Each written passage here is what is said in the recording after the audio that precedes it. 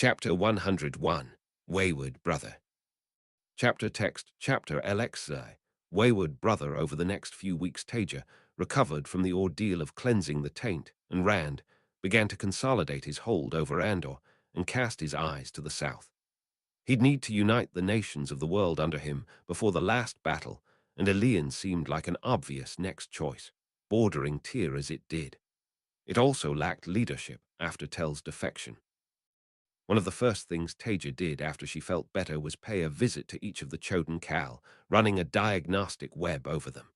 She was no expert in sangreal, but from what she could tell, they did not like the strain that was put on them in the cleansing.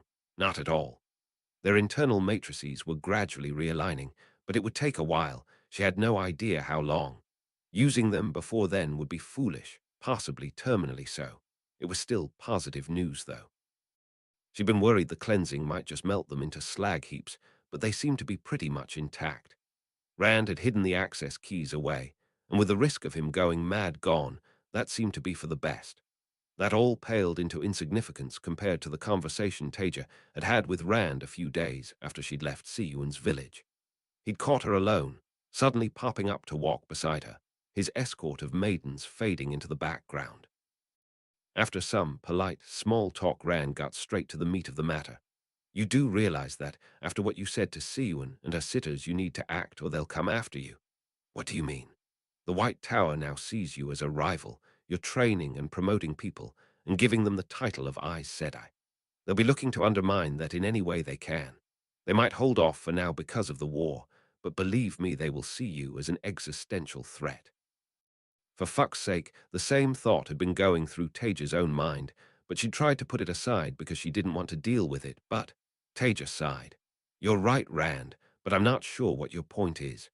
My point is that if we want to be able to resist the White Tower, we need to be strong.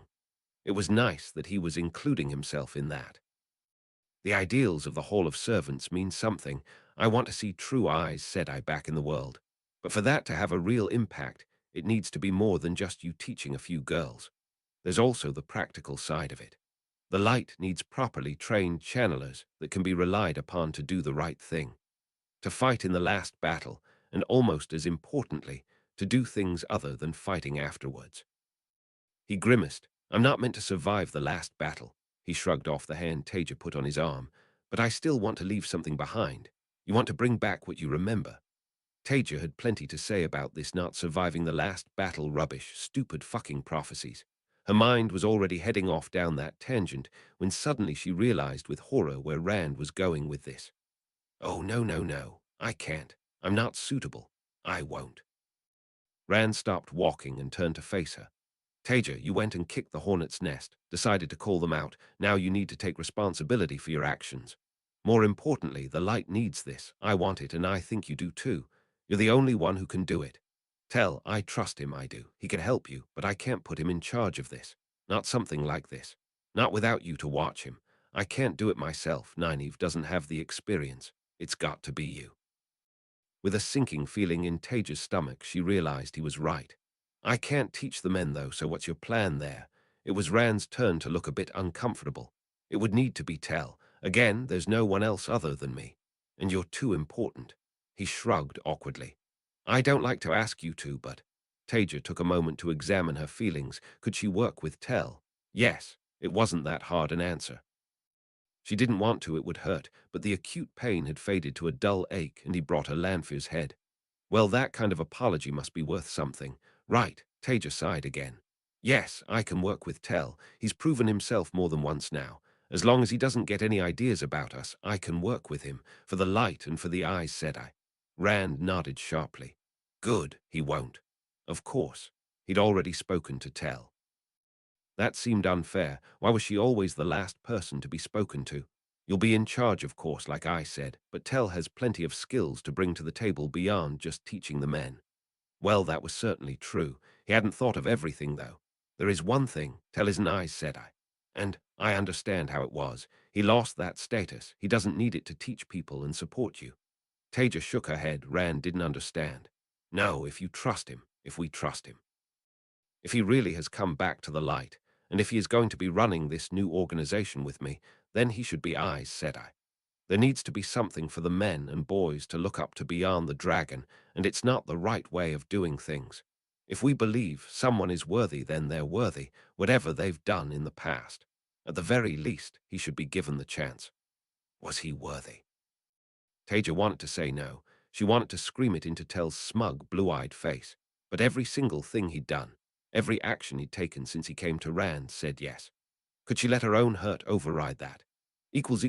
Rand moved fast once he had Taija's agreement, or possibly was already moving before he had it. Elaine agreed to hand over a slice of land to the southeast of Keemlin, perhaps a day's ride away. By one, the rivers flowing through this area of Andor. Well, Taija said hand over, but there seemed to be some complex provisions about taxes and limits on autonomy. Rand said he and Tell were both happy with the agreement. Given that, Taija skimmed over the treaty that she was being asked to sign and then forced herself to read it through again very carefully. No half-arsing this. Apparently proclamations had also been made around the territory Rand controlled, that the taint had been cleansed, and any man or woman could come to learn, serve the light, and become Aes Sedai, with an amnesty for male channelers pre-cleansing crimes if they would serve the dragon. Rand also told Taija that Siuan's Aes Sedai had been putting out similar proclamations around the world, minus the amnesty. Within a few more days, Taija, Rand and Tell were at the site, surveying a small horde of construction workers. It seemed Rand had been taking this very seriously. Taija was conscious that her life was probably about to dissolve into a wall of bureaucracy and administration. Perhaps she could fob it off on Tell. She'd have to actually sit down and discuss things with him soon. She gave a small shudder. If she was going to be building a rival to the White Tower, Taija also needed to start thinking about what to call it. She was slightly tempted by the Black Tower, just to thumb her nose at the modern Aes Sedai. But that was a stupid name. She didn't need to define herself against a perversion of what it meant to be Aes Sedai, and there was no need to copy their use of the word tower. Really, what she was doing was rebuilding the Hall of Servants, and that would do nicely for a name. With the first steps towards building a new Hall of Servants in train, Taija needed to do something she'd been putting off. It was a cold winter's afternoon, and Tell was in a courtyard training with Alexei, wooden sword cracking against Taija's warder's staff in a flurry of movement. Despite the cold, both were sweating profusely. When she walked in with Rand and Nynaeve, Elaine following at their heels ready to translate, the black coat of the Aes Sedai on all four of them, the sparring came to a halt. Tell gave Alexei a salute with his sword, a sad smile on his face, and headed to the sidelines to grab a drink from the bottle stood there. Good luck. Well, at least they were talking again. Taija took a breath. She had to take the lead, even if she'd rather Rand did it. Tell Janin, no third name for him not at this point, wayward brother, you are summoned by the Hall of the Servants.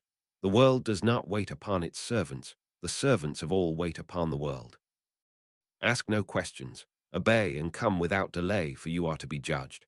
Your worth shall be weighed, and your worthiness shall be judged by those who might once again accept you as their peer. Taija could sense Nynaeve trying to pass the words behind her. She'd really thrown herself into trying to learn Taija's language since she was promoted. Taija wasn't going to tell Nynaeve, but it made her feel just a bit warmer inside. Silence after Taija's words was only broken by Elaine's whispered translation and Tell spitting his water over the floor and going into a coughing fit. Ha! She shouldn't feel so pleased that she'd managed to shock him, but he was normally so unflappable. Taija shot him a scowl, waiting for his coughing to subside. Eventually he straightened up, still gasping a bit. Then suddenly he was on his knees, prostrating himself in the most formal, submissive bow a person could give. As he straightened up he replied, Honored Aes Sedai, you have this one's gratitude for your consideration, but this one is not worthy, can never be worthy. What this one has done cannot be forgiven, only tolerated. It took even Taija a few moments to work out the deeply archaic, formal language Tell was using, but then her scowl deepened. That's not your call to make. Anyway, I said you be judged on your worthiness, not on whether you're forgiven or not. Taija realized straight after saying that she'd completely failed to match his formality. Well, not everyone got to go to a fancy school in Paran Disen. Just shut up and do as you're told, Tell. Hadn't she said that to Nynaeve as well?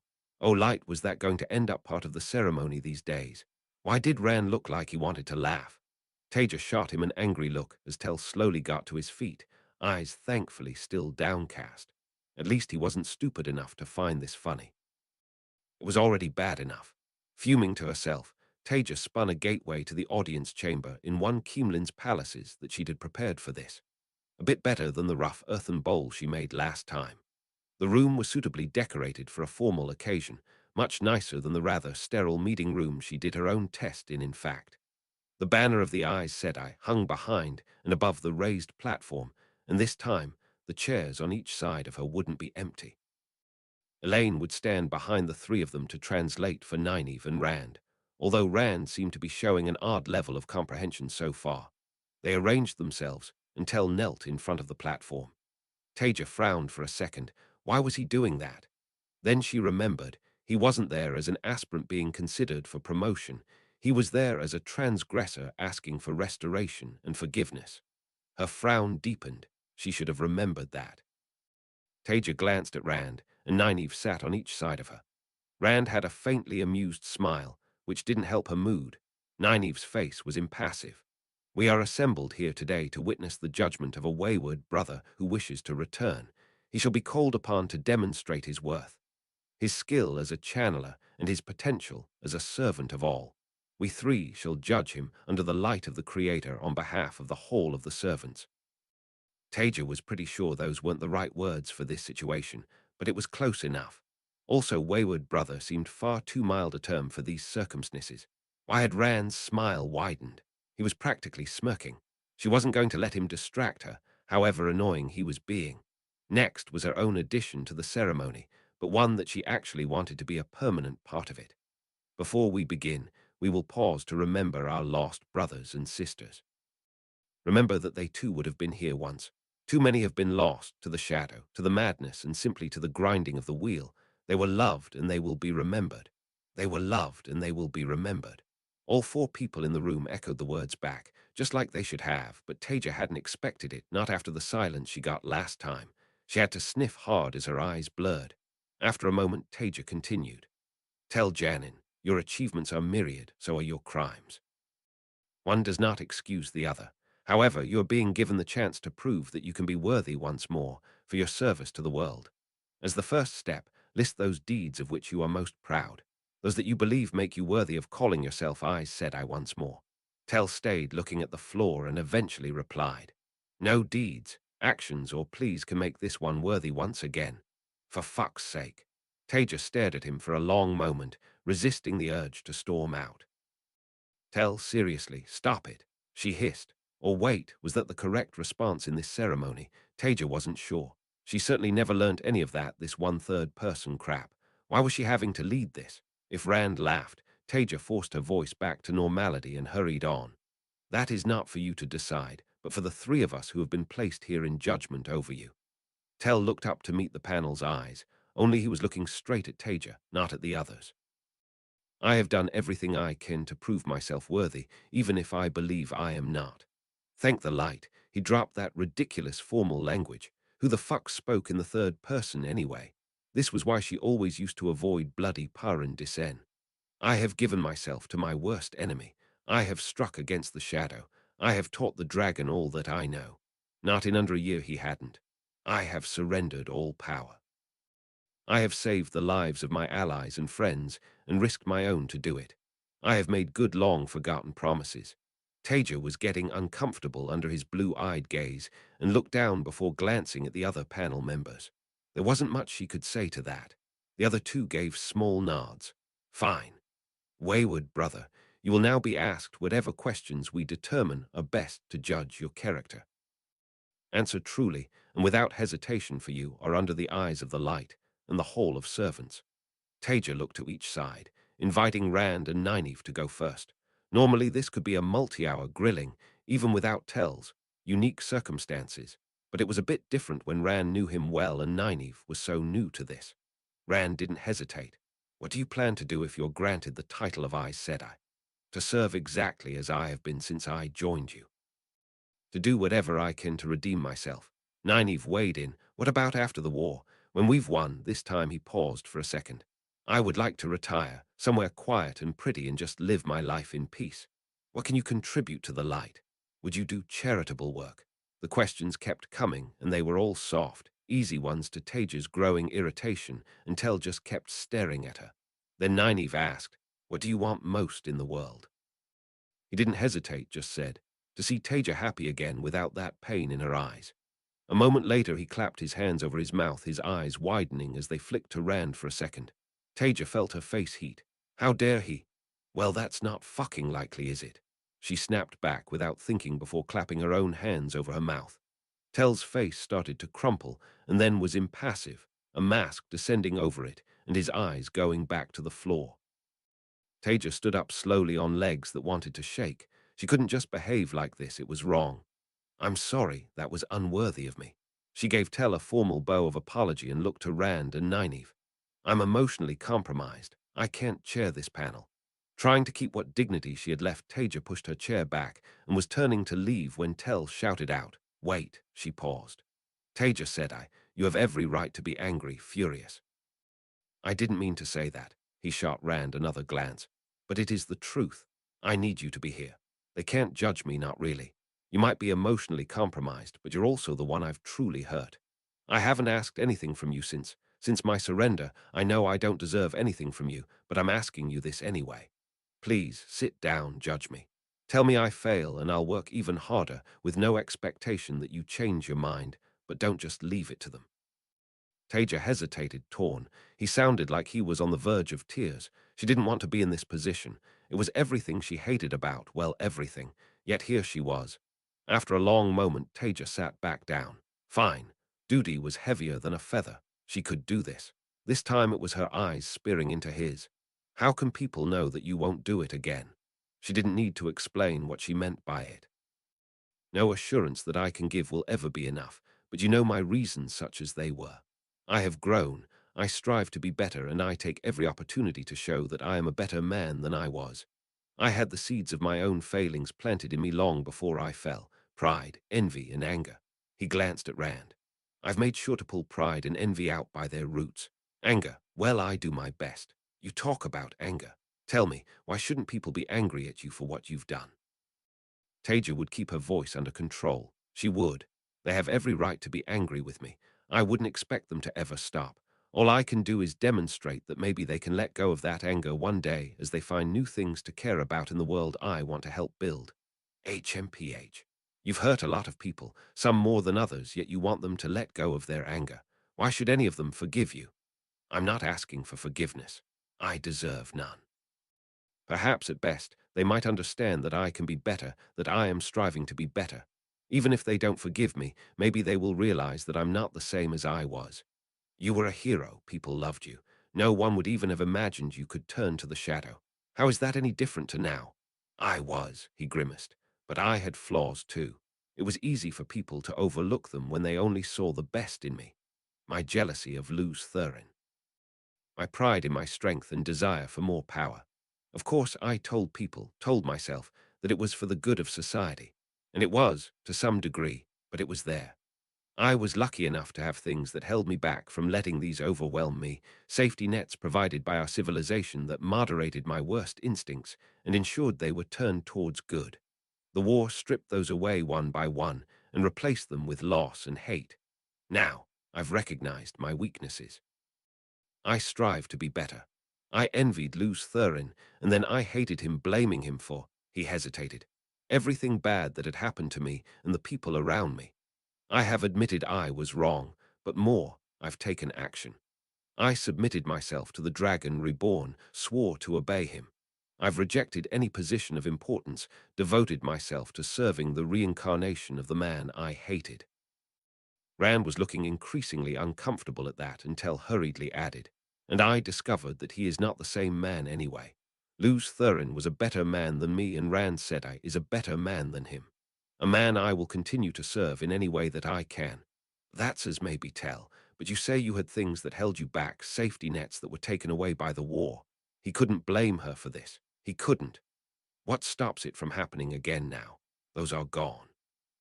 Our civilization is dead. Our friends are dead. Our families are dead. You're alone in this world. Taija could feel tears trickling down her cheeks and determinedly ignored them. There was a moment of silence, and then Rand spoke rather than tell, which was definitely a breach of protocol. You're not alone in this world. I am your friend, and there will be more. Your world is gone, but that doesn't mean you can't build something new. He was staring at Tell, but for some reason he reached over and put his hand on Taija's.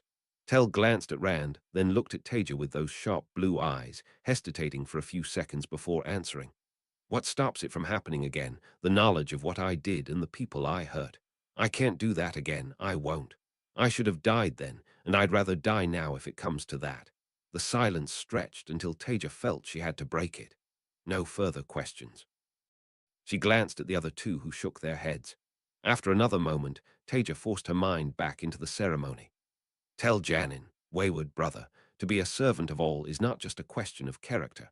Many good and worthy people are not Aes Sedai, and there is no shame in that. To rejoin our ranks, you must also demonstrate you have not neglected your ability as a channeler. To be Aes Sedai is to have precision and dexterity, true control over the flows that you command. Rand said I will test you on this. It was ridiculous, really. He was as good as he'd ever been, and he was being judged by his own student. But it gave her the chance to hide behind ceremony and try to get her head back in order as Rand spoke to him. Taija hadn't expected to enjoy this, but it had been harder than she'd expected. Far harder. Thank the light Rand had gone and grown up at some point over the last year. She couldn't have dealt with this by herself. By the time Rand was done, Taija had at least got herself under enough control that she could take her hand out from under his. The panel will now confer. She spun a web against eavesdropping, and then one of illusion too, cutting both Tell and Elaine out. Normally, the aspirant would just be asked to leave the room for this, but if Taija remembered correctly, he was just meant to kneel in silence while they conferred. It must have been getting uncomfortable, but she supposed that was part of the point. Tell certainly didn't protest, just kneeling there, palms on his thighs and looking down at the floor. Chapter 102, Laying Foundations. Chapter text Chapter LXZI, Laying Foundations. The three eyes said I all looked at each other, and none of them said anything. Fine. Rand, Nynaeve, what do you think? Rand spoke first. He didn't hesitate once Taija asked. I think he's earned it. He's done everything he possibly could, no hesitation. He even agreed to your binding rod scheme, and I know how you feel about subjecting yourself to one of those. I vote yes. Nynaeve was more reluctant. It was definitely a woman who could hold grudges. They say no one can fall so far that they cannot walk in the light once more. I like to think that's true, although I'm not so sure. Still, what more could he do? I don't like him, but it's still a yes. Then they were both looking at Taija. Rand's voice was gentle. It's up to you, Taija. You can say no, and we'll speak no more about it. You were the one who was there. He never did much to us. You understand better than either of us ever can. Did she want to say no? There was the political aspect of it, of course. It would be very politically difficult if she rejected him. However, Taija wasn't going to let that influence her actions. She believed in the ideals of the Aes Sedai, and she was going to uphold them regardless of the cost. Either he was worthy or he wasn't. He'd changed or he hadn't. So that was the question. Was he worthy? Could she be sure? Was this the Tell she knew? Was there ever a Tell she knew? He hurt her more than anyone else ever had. Thinking that felt pathetic, actually. He'd broken her heart, but he was responsible for the death of millions of people, her people. But everything he'd done since, saving Rand, serving loyally, saving her, bringing her Lanfear's head, his obvious self-loathing. In the end, it was politics that swung it for Taija after all. Not that it would be politically expedient to restore him to the Aes Sedai. That was never going to be her reason. Rather, it was the realization that she honestly believed that saying no wouldn't affect the politics, because he'd still try as hard as he could to do a good job. If she was being fair, and Taija was trying very, very hard to be fair, because what she really wanted was to shout at him for being so fucking stupid, and then run away and hide. The fact that it wouldn't change anything was a sign that he was worthy of her saying yes. Taija realized she'd been thinking for a long time. The other two were starting to fidget. All right, he's earned it. I vote yes. They all looked at each for a second, and then nodded before turning back to face the front. A moment later, Taija dispelled the web she'd spun around the platform. Tell was still kneeling, unmoving. Taija stood and was quickly followed by Nynaeve and Rand. Tell Janin Alinsar, we have considered your crimes and what you have done since. You have proven yourself worthy under the eyes of the light and the hall of servants. She glanced at Rand, and he pulled a bundle from under the table and walked round it. You knelt, wayward and lost. Now stand and be welcomed home as our brother once again. Tell Janin Alinsar you are Aes Sedai once more. Rand had been unfolding the bundle, and as Tell stood, Rand was there, behind him, holding a black coat open for Tell to slip his arms into. Sinuously divided circle of the Aes Sedai on red background on the left breast, and the golden globes of a third name on the collars. You have earned the trust that we are showing you. Wear the badge of the Aes Sedai with pride, for all who meet you shall know that you stand a representative of the Hall of Servants once more. But remember, for you have strayed before. To be Aes Sedai is to serve. With those final words, Taija concluded the ceremony, and Rand embraced Tell in a tight hug. Welcome home, brother. Nynaeve moved after him to give Tell a far more reluctant embrace, but she still did it and said the words, welcome home, brother. She needed to work on her pronunciation. Taija had got herself back under control enough. She could do this. She followed Nynaeve down, and as Nynaeve quickly stepped back from Tell, Taija stepped forward. Were those tears on his cheeks? She didn't want to think about it. Taija clasped her arms round his thick chest and pulled herself against him. For a brief moment, his arms went around her, and she could forget anything had ever happened. Then she was pulling away, back into the real world where she had to face reality, remember everything that had happened, but she still said the words. Welcome home, brother. A few weeks later, Taija was working in the cold of early spring beside the laborers that had been hired to make a start on the new Hall of Servants.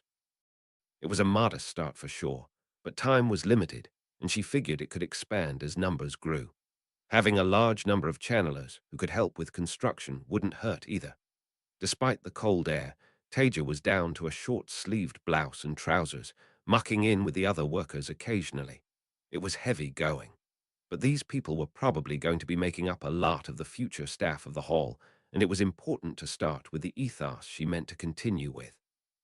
When their makeshift crane had lifted another block of stone into place, Taija channeled earth and spirit, aligning it with the rest of the wall they were building, strengthening and smoothing the stone. Then there's this one. It's a bit out of alignment, Taija said. The foreman, architect. Taija wasn't quite sure what he was, directed her to another part of the building. While she knew how to strengthen stone and do all kinds of things with it, she had no idea how to actually make a building. Taija directed the webs, and stone shifted slightly, gaps between blocks fading and its face smoothing out. Thank you, Taija said. He gave her a low bow and moved off to shout at some workmen. She'd already asked him several times to call her Taija outside formal occasions, but that seemed to be a step too far for him. Spinning done for now, Taija went back to the gang of laborers moving log rollers in front of another large block of stone that was being pushed towards the building site, and joined in with them. She didn't have to do this. It was a bit silly, really. She was hardly the strongest person around, but she wanted to set an example. I said I should not be separate from the people. Elsewhere, the girls, Alexei and Tell, were helping with other buildings. Obviously not full-time. They all had far too much to do, but this was important too. Taija had been doing this enough now that the workers no longer seemed quite as uncomfortable around her as before, which was progress. She certainly wasn't treated as one of them, but they were at least accepting her taking part, rather than shying away. Of course, Taija did think about just lifting the blocks herself, but it wouldn't be a great idea. Aligning and strengthening the stone once it was in place was actually very power-intensive. She and Tell could do it. So could Egwene. Unusually for a woman, she was very strong in earth. Nynaeve wasn't all that strong in earth despite having plenty of raw strength. Neither was Elaine. Lifting huge blocks of stone with the power was certainly within Taija's capabilities too, but again, would be very power-intensive. She didn't think she could do both for a sustained period, so she did the one that only she could do and just helped with the rest. It was also very good exercise. The sort of thing richer people in her time would have paid a small fortune to simulate in an expensive gym. They probably wouldn't have liked the mud and unsophisticated laborers, though. It did occur to Taija that Tower Aes Sedai might say this was what they did with novices, but she was ready for when an annoying one turned up to say it. Firstly, she wasn't a novice. If Siwon wanted to go scrub pots and pans, she could, but Taija would bet she didn't. Secondly, she wasn't doing it to build character. She had plenty of that, thank you very much. She was doing it because she was part of a team. As Taija lifted one end of a log and helped haul it round with the other workers, she grumbled to herself as she made up arguments in her head with an imaginary tower Aes Sedai. Taija's internal grumbles came to an end when a man came striding into the building site. He was tall, black-haired, with a dark, clean-shaven face and high cheekbones. She supposed some people might find him quite attractive if he wasn't surveying his surroundings with a contemptuous smirk that would have fit right on the imaginary tower Sedai she'd been arguing with in her head. He swaggered up to Taija's gang. Who's in charge here? His body language very much said he thought it should be him. The foreman clearly agreed, bowing low. Ah, she is, my lord. He pointed over at Taija. Bastard, she didn't want to speak to whoever this was. He pointed his overly large nose in Taija's direction and looked her over, thoroughly. She was suddenly conscious of the way sweat was making her blouse stick to her and not happy about it at all. Can I help you? Taija kept her tone mild and helpful. My lord. His smirk deepened. Why, yes, perhaps you can. Fuck off. But first you can take me to Randall Thor, the dragon, or his man Tel Janin. My name is Mazrim Taim, and I am here about the proclamation. He clearly expected Taija to know who Mazrim Taim was. She'd heard the name somewhere, she was sure. Was it from Alexei? He must be a channeler, though. Taija already intensely disliked him, so she sketched the motion of a curtsy, despite her trousers. Of course, my lord, I will take you to Tel Sedai. The Lord Dragon isn't here. If you would follow me. She embraced Sedar, her ability concealed as ever so he wouldn't feel anything, just as a precaution. Taija was almost certain that he was staring at her backside as she walked, but nevertheless, she led him through the construction site to where Tel was working. He was stripped right down to some sort of vest. The idiot was always trying to catch a cold. Why did he spend so much time without a bloody shirt on? No one wanted to see his muscles anyway. Tel looked up when they arrived and had the presumption to give Taija a tentative smile. Before he could say anything, Taija sketched another curtsy. Tel said, this man is Mazrim Taim, and he says he needs to see you. She took a couple of steps back, placing herself behind Taim. Fortunately, Tel hadn't completely lost his wits and rolled with it. Thank you. He looked back to Taim, casually dismissing Taija as Taim already had. So you're Mazrim Taim. I take it you're here for the amnesty and to join the Hall of Servants. Indeed I am. The world is not a comfortable place for men such as ourselves, and I was thinking that this looked like a better option than being on the run from the Chaldeans and the Aes Sedai. He paused. Well, the White Tower Aes Sedai anyway. And you've given up on your belief that you are the dragon reborn. Tel sounded mildly impressed, which Taija knew was a sign he wasn't. She could hear the smirk growing in Taim's voice. It is clear that Randall Thor is the dragon reborn. As for me, well, he shrugged. I'm strong. I might have been. It was better than crawling into a ditch and dying or letting the red adger gentle me. Taija could sympathize with that at least. So I was thinking that you would need more Aes Sedai for this Hall of Servants you're setting up, and you certainly need someone of my strength and experience. You're that strong. Tel managed to sound genuinely surprised. He was an annoyingly good actor. Taija couldn't see Taim's face, but she felt like his smirk might have fallen away a bit. I am sure you are just as strong, of course. Maybe Tel wasn't such a good actor. Tel shrugged and smiled guilelessly. Well, being Aes Sedai isn't all about strength, but let's see how strong you are. Seize Sedin and hold as much as you can. Obviously, Taija didn't feel anything and Tel barely moved, but she'd known him long enough to know when he was actually surprised and hiding it. You are very strong. Indeed, so I was thinking a partnership. You and I leading these Aes Sedai. Tel smiled slightly. Beneath the Lord Dragon, of course. Tel's smile widened. An interesting idea. However, I think you've misunderstood the situation here. Being Aes Sedai is not just a question of strength, but also of skill and of attitude. It's in the name servants of all. None of us here are looking to replicate the White Tower's attitudes. Of course. There was an undertone of wry, skeptical amusement in Taim's voice. Anyway, it's not my decision to make. Suddenly Tel's voice was almost breezy. You need to go to the dragon for every decision. Ha, no, the Lord Dragon is far too busy. You've heard of Taija Kosola, the Aes Sedai who serves the dragon. Well, she's the one in charge here, not me, so you should probably speak to her. I see. He sounded unimpressed. Where might she be found? Tell smiled and tipped his head towards Taija behind Tame. He turned to see her smiling face, and finally his dismissive attitude cracked just a touch. Ah, Taija, said I. He gave her a low bow. My apologies, I did not recognize you. Chapter 103. Greendel's Big Day Out.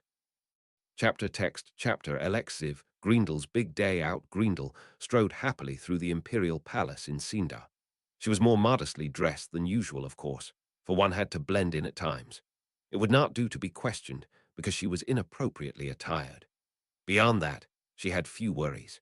She was reliably informed that Semirage would be occupied for the next day or two, and no one else on this continent would have any interest in her. She knew where she was going. She always planned her actions carefully. The High Lord Selvin was by all accounts a man of stunningly good looks, and she wanted him for her collection. The fact that she would have plucked him out from under Semirage's nose would just make it all the more delicious. Her fellow chosen need never know she was here. She would be in, take her latest pet, make it look like he had been assassinated, and be gone long before Semirage returned. One of the many soldiers in the palace walked past her, his eyes widening slightly and lingering on her as he went. Not an uncommon reaction. He was not quite pretty enough for her collection, sadly, and not high enough ranking either. It wasn't long before she came to High Lord Selvin's rooms, a quick web leaving the guards outside more than happy to let her in. Of course, anti-traveling wards covered the palace. Semirage was not stupid enough to leave herself vulnerable to a light bringer special. Especially since they all now knew that Luz Thurin had at least 3 sangreal at his disposal, although Greendel was skeptical that the Choden Cal were still functional after the cleansing. And there he was, the High Lord Selvin, looking just as delicious as she had anticipated. Greendel licked her lips at the sight. He was alone, other than some nude slave girl, already looking up in irritation at her uninvited entrance. Perfect. She spun compulsion, delicately on him and the girl. The girl would remember nothing. The High Lord would escort Greendel out of the building to disappear with her, and Semirage would be none the wiser. She wanted to shiver with delight at stealing such a pretty man from under her colleague's nose. She almost wanted her to find out. Only after everything had been safely done, of course. The question was, if he was to keep his ridiculous fingernails, what role should she put him in? Perhaps he might make a good footstool. Lord Beric was getting a bit worn down and might need to be replaced soon. Shall we depart? Time is short after all. She smiled at her new pet. He would believe she was a valuable ally, to be helped in any way he could. For now. Of course, by the time she was done with him, he would think of her as nothing less than a goddess. Indeed, come, my lady, let us be off. High Lord Selvin strode over to the doors and opened them wide as Greendel followed happily after, keeping a respectful distance behind him for appearance's sake. That distance gave her time to curse and dive aside as a shield was thrown at her connection to Sedar. 3 of the leashed were waiting for her. How had she been caught? Was it Semirage work? It did not matter. She was already channeling. One of them went down screaming in flames. One of the remaining 2 spun a barrier, while the other sent a blade of air into the room. They were weak, fortunately. Greendel would have enjoyed making their deaths slower for the inconvenience they had presented to her, but she was now on a timetable. Spinning fast, she sliced through the attack directed at her and reached out with the power. A barrier of air did nothing to stop more subtle webs. One of the leashed simply fell, dead. The other exploded. Moments later, their handlers died. With a scowl, Greendel spun Sedar into an illusion over herself, her appearance changing. She would need to make a quick escape now. It would be embarrassing if Semirage caught her here. At least otherwise she could deny everything and say she had been framed by one of the other chosen like Samel had when he defected. More leashed and leash holders came running down the corridor to see her form rippling. For fuck's sake, would nothing go right today? She would need to kill them or break contact and change her appearance. She might even have to abandon her new pet. With a growl of exasperation, Greendel sent fire spiraling down the corridor towards them. Her web was cut, but that was fine. Inverted air, razor-sharp, sliced straight through one's ankles. None of them individually was as strong as her, although the 4 of them combined were much stronger than she was. She ignored the screaming leashed, rapidly cutting through everything the other 3 sent at her as she advanced on them. Their skill was nothing compared to hers. In a flash, she ripped a block from the wall and sent it careening into one of the leashed, and then laid a web of compulsion over a leash holder and leashed. They turned on the final one, and she easily dispatched both pairs while they were distracted. After a moment, Grendel picked up her pace. Dignity was all very well, but it was time for her and High Lord Selvan to be gone. Grendel was starting to get worried. She had already abandoned her new pet, sending him back to his rooms. She might return for him later if she got the chance, but protecting him from the leashed was becoming inconvenient. He would not betray her in the meantime, not with the compulsion she had laid on him. For now, her goal was escape before she had to do something that would truly infuriate Semirage. The woman held grudges to the point of insanity. She was almost as bad as Lanfear for that. With a growl, she sliced a pair of soldiers in half with air before throwing their remains at the rest of their squad. This really had ruined her day. More leashed were coming, and her progress was slowing. A blast of fire forced her to pause and duck back for cover before she sent her own, far more powerful, blast hurtling down the corridor. She was rewarded with a scream and stepped back out again, sending waves of the power down the corridor. People always underestimated her, thought that she was weak or stupid because she knew what she wanted in life.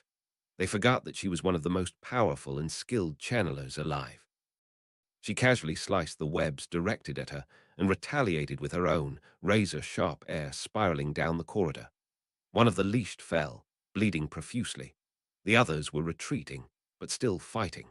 These ones were annoyingly strong, although none of them could match her individually. She passed an empty side corridor as she advanced, sowing destruction among them and enjoying every death as recompense for her ruined day. Sechelin stood very, very still as the Marath Damin strode past her, apparently dueling and winning against 4 strong Damin. She could barely control her breathing at the fear she felt, but the woman passed by without seeing her. The arrogance of the Marath Damin to return to the palace a third time was unbelievable. Yet more evidence, if the destruction she was causing was not enough, of the need to leash these women. Still, perhaps she herself could provide some recompense for the 5 Damin that she had stolen away during that strange event that had had all of the Damin so terrified. She seemed to be as strong as any of them. Sechelin took a very deep breath. She would do her duty for the Empress even if it resulted in her death. As she let the breath out, she stepped out behind the Marath Damin, reaching out, and yes, the collar clicked closed around the Marath Damin's neck. Chapter 104. Long Live the Queen. Chapter text Chapter LXXV. Long Live the Queen.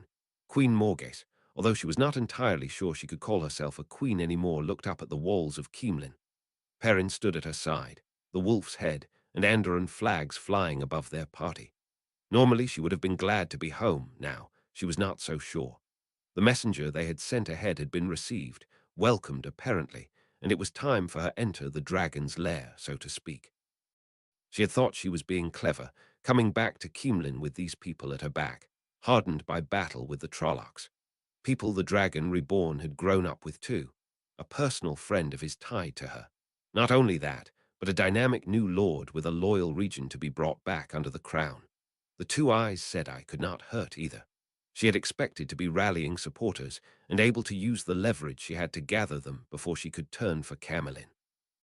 It was only when they got closer that they had heard the news that this Randall Thor had already taken Keemlin.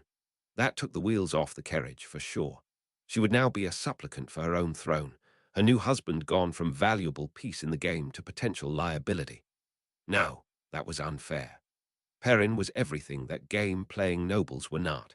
He would stand at her side, and as long as nothing had changed, he would no doubt be able to influence his old friend. Regardless, he was everything Lord Gibril, or Raven, if that was actually true, was not. At least, she noted sourly, the rampant lion of Andor still flew above the gatehouse, next to the red dragon on a white background of Randall Thor, and a sinuously divided circle of white and black on a red background. It looked familiar, something she was sure she had seen during her lessons before she became queen. The ancient symbol of the Aes Sedai, perhaps. Morghese had not been sure what to expect from her meeting with Randall Thor. He had invited her to the ruins of her own palace. A statement of power, she thought, showing what he would do to anyone who did not bend to his will. It was not what she had expected from Perrin's descriptions, but channeling would change a man. When she finally met him, sitting there in one of the few mostly intact rooms, wearing a fine, golden coat with red dragons embroidered up, she was not sure what to think. He looked like a boy, but there was something about him that warned her not to rely on that. The two Aes Sedai standing off to the side were another statement. She was not quite sure what to read into the pretty, young lady in breeches watching from the side either. She had her own entourage. Verin and Alana, not that they would be much help if they decided the interests of the tower were better served without her, a couple of retainers, and of course Perrin, ready to support her. My Lord Dragon. Morgase gave him a tiny curtsy. She had debated at length with herself on this, and in end decided that the reality of the situation and the status of the dragon required it, however much it galled her. She could tell Perrin, standing behind her, wanted to go and greet him like an old friend, but he restrained himself as they had discussed. Friendship would be renewed, hopefully, but for now they did not know how young Ulthor had changed, and there was no doubt that he had. To her mild surprise, the dragon, Randall Thor, stood to greet her and gave her a bow of his own. So he was not as arrogant as she had feared. Queen Morgase, I am pleased to see you well, and I see you've brought Perrin back to me too. It's been too long. He gave her a restrained smile and a wider grin to Perrin. Perhaps he was more naive than he had initially seemed. However, to think that would be a mistake. Perrin had hidden depths. The dragon most likely did too. Small talk and pleasantries were exchanged. Perrin and Ulthor embraced as men did. She was glad to see that Perrin was indeed welcomed as a friend. It seemed even if it turned out the dragon was less favorable to her, Perrin would still have influence. After some small talk and pleasantries, Ulthor cut to the chase. I assume you're here because you want to reclaim the throne. He didn't say her throne, she noted, although he had called her queen. That is correct, my Lord Dragon. She inclined her head, all regal confidence. Andor has always been ruled by a queen, and I have never ceased to be the queen of Andor, even during. Even with her self-control, she couldn't stop herself from giving a small shudder. Ravin's time here. She left a gap, hoping he would stumble into it and start talking to fill the silence, but he was too well trained for that. Unfortunate. Of course, as the Queen of Andor, I recognize that your existence means that the last battle is coming. You have fulfilled enough of the prophecies. I know the duty of every nation, and I would pledge Andor's support for your efforts in that battle. Nothing she would not have done anyway, given he was clearly what he claimed to be, so hardly a concession. The difficulty would be in the details. Unified, Andor is the strongest of the nations, and with it behind you, your position will be strengthened both against the Shadow and the other nations. He was likely sophisticated enough, or at least well-advised enough, that she did not need to explicitly make the point that Andor would not be united without her support, or highlight the impact on other nations of him deposing the legitimate monarch of Andor. He nodded at her words, pausing as if to think. I agree entirely. I have no interest in replacing rulers who have the foresight to see what needs to be done to fight the Shadow. Morgase did not show her relief. Anyway, I would not want to have to explain to Elaine that I had turned her mother away from her own throne. Was that a veiled threat? Was Elaine nominally a hostage? Perrin had said Elaine had sent him when he had rescued her, but a man like Ulthor could keep a hostage on a long leash if the stories about his power were true. The man seemed sane, but could she be certain? I am sure that neither of us would want to do anything that would cause Elaine distress. Morgase chose her words carefully. Your power is clear, as is your status as the Dragon Reborn. She gave a significant glance to the damage surrounding them. The dragon was a temporary problem. House Trakhand would remain after he was gone, and she would ensure the people of Andor were protected to the extent her power allowed.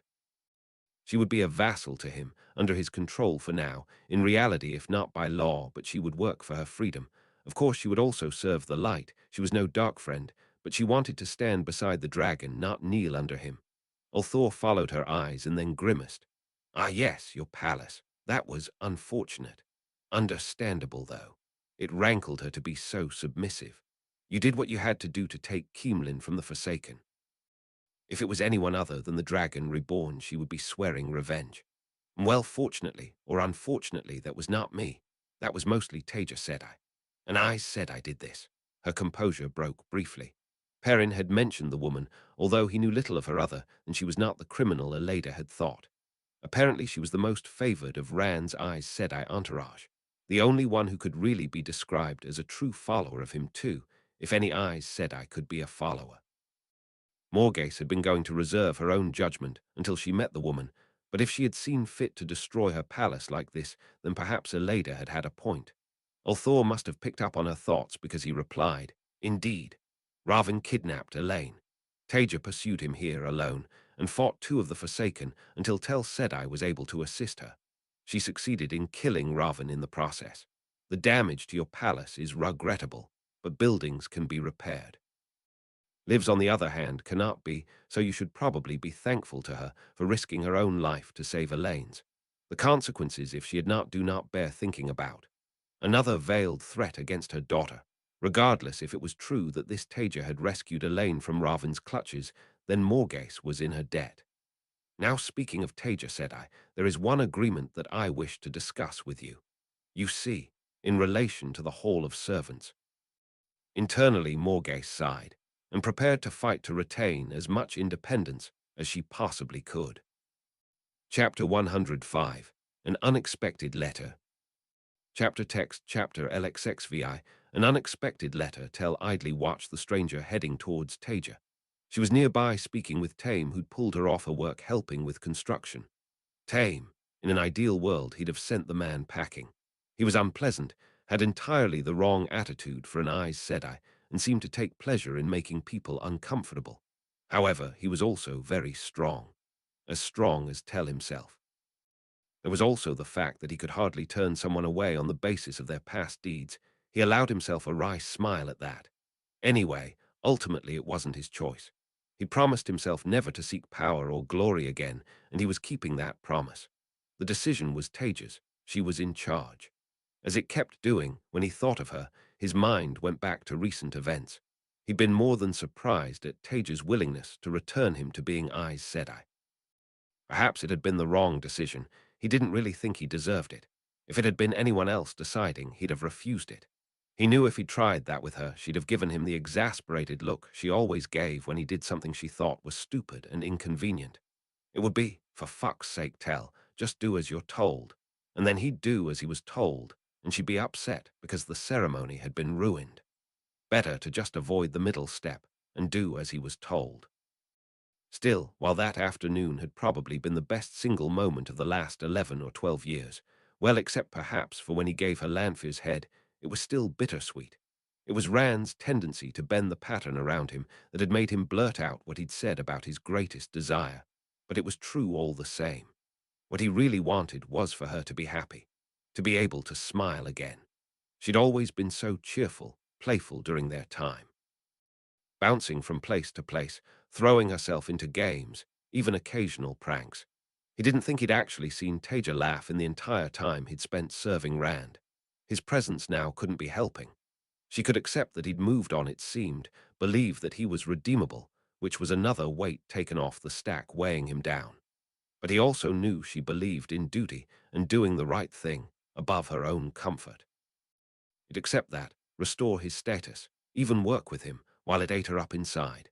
He wanted to just grab her and tell her everything would be okay, that she was allowed to be happy, that he didn't matter anymore. Yet he knew exactly how helpful that would really be. If only he'd done the right thing and died, like the rest of the Aes Sedai. Tell gave himself a shake. That wasn't a spiral he wanted to go down. He could see from Taija's body language that she was getting more and more irritated with Tame. Not surprising. The man clearly had issues with female channelers. Understandable, perhaps. But it pissed him off to see Tame taking it out on Taija. He wouldn't intervene. She was more than capable of putting Tame in his place without him jumping in, but it was still frustrating. His eyes went back to the stranger heading towards them.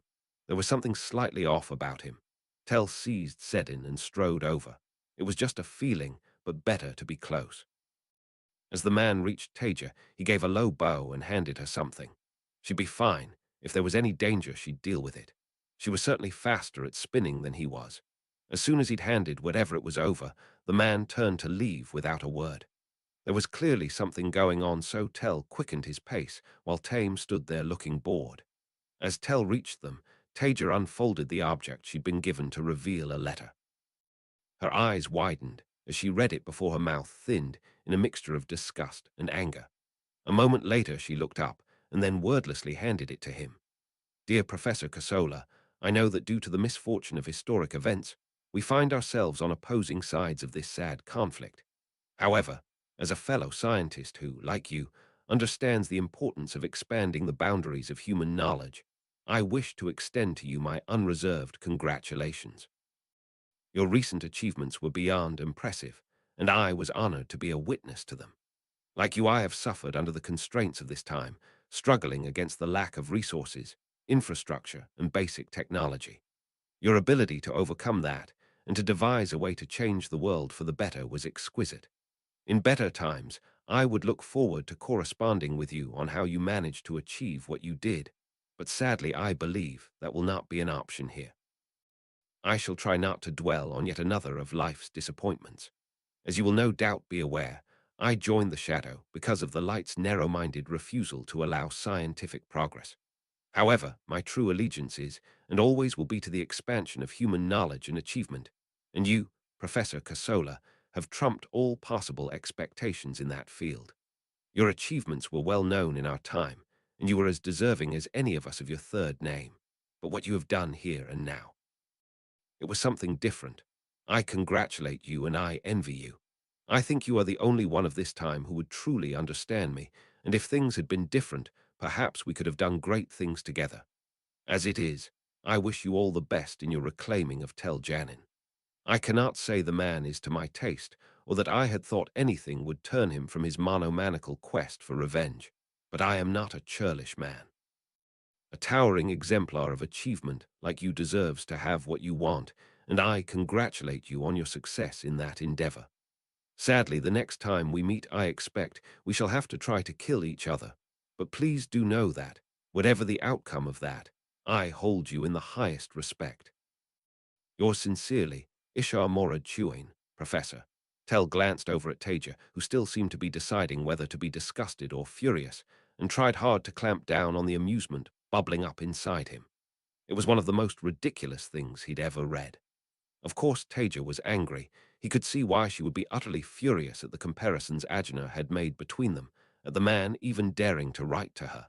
But at the same time, it really was very, very funny. The idea that she had played some sort of long game to seduce him back into her bed, that was, well, he didn't find it funny, and he could entirely understand why she was livid there. In the end, he settled for handing it back to her. That was unexpected. She took it without answering, and a moment later it burst into flames before she stalked off. Tame looked curiously after her, his contemptuous sneer momentarily forgotten. What was that all about then? Gave him a slightly unfriendly smile.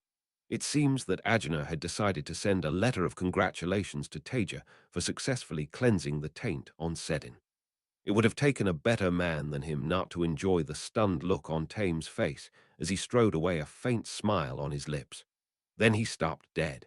Hadn't Rand killed Ajna? Chapter 106, An Unexpected Visitor.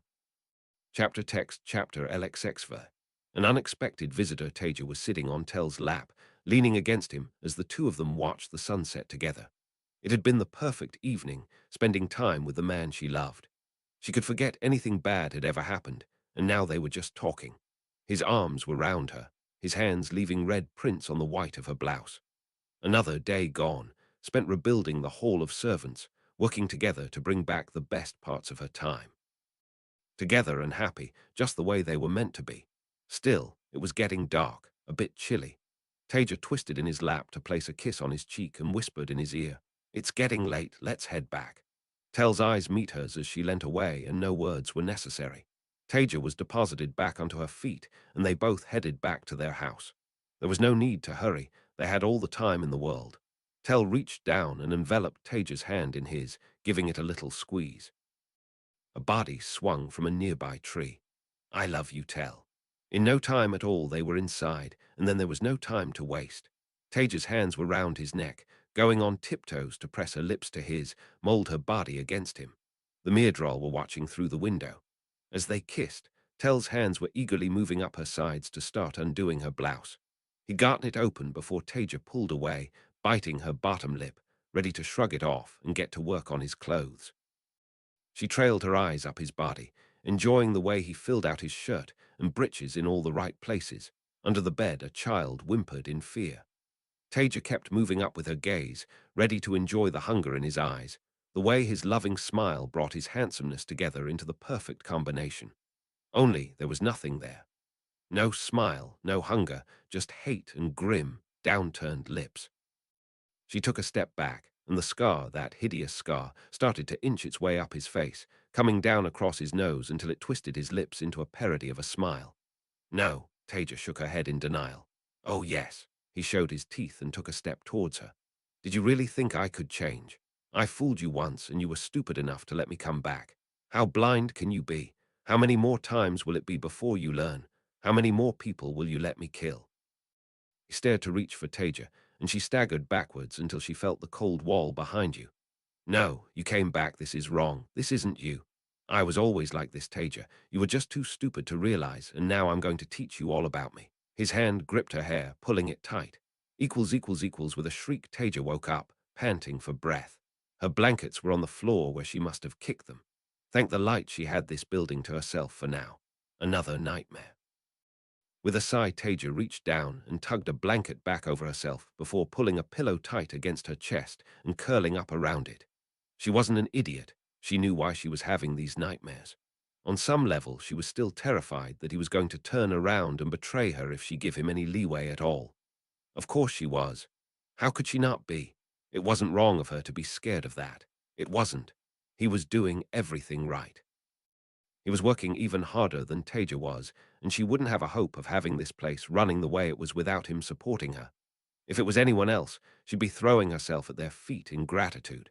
Instead, her subconscious was screaming in fear while her conscious was telling her it was the least he could fucking do. Taija was stuck in this position, and it was her own stupid fault. At any time, she could have said no, but it was always yes. Taija, the idiot lady who said yes. Tell seemed to be having a better time at least. He'd really thrown himself into this. Taija would be lost without him, however much it pained her to admit it. Administration, leadership, getting ready for a war, she didn't want to be doing any of it. She just wanted to be back in her office in Jalanda working on a research project.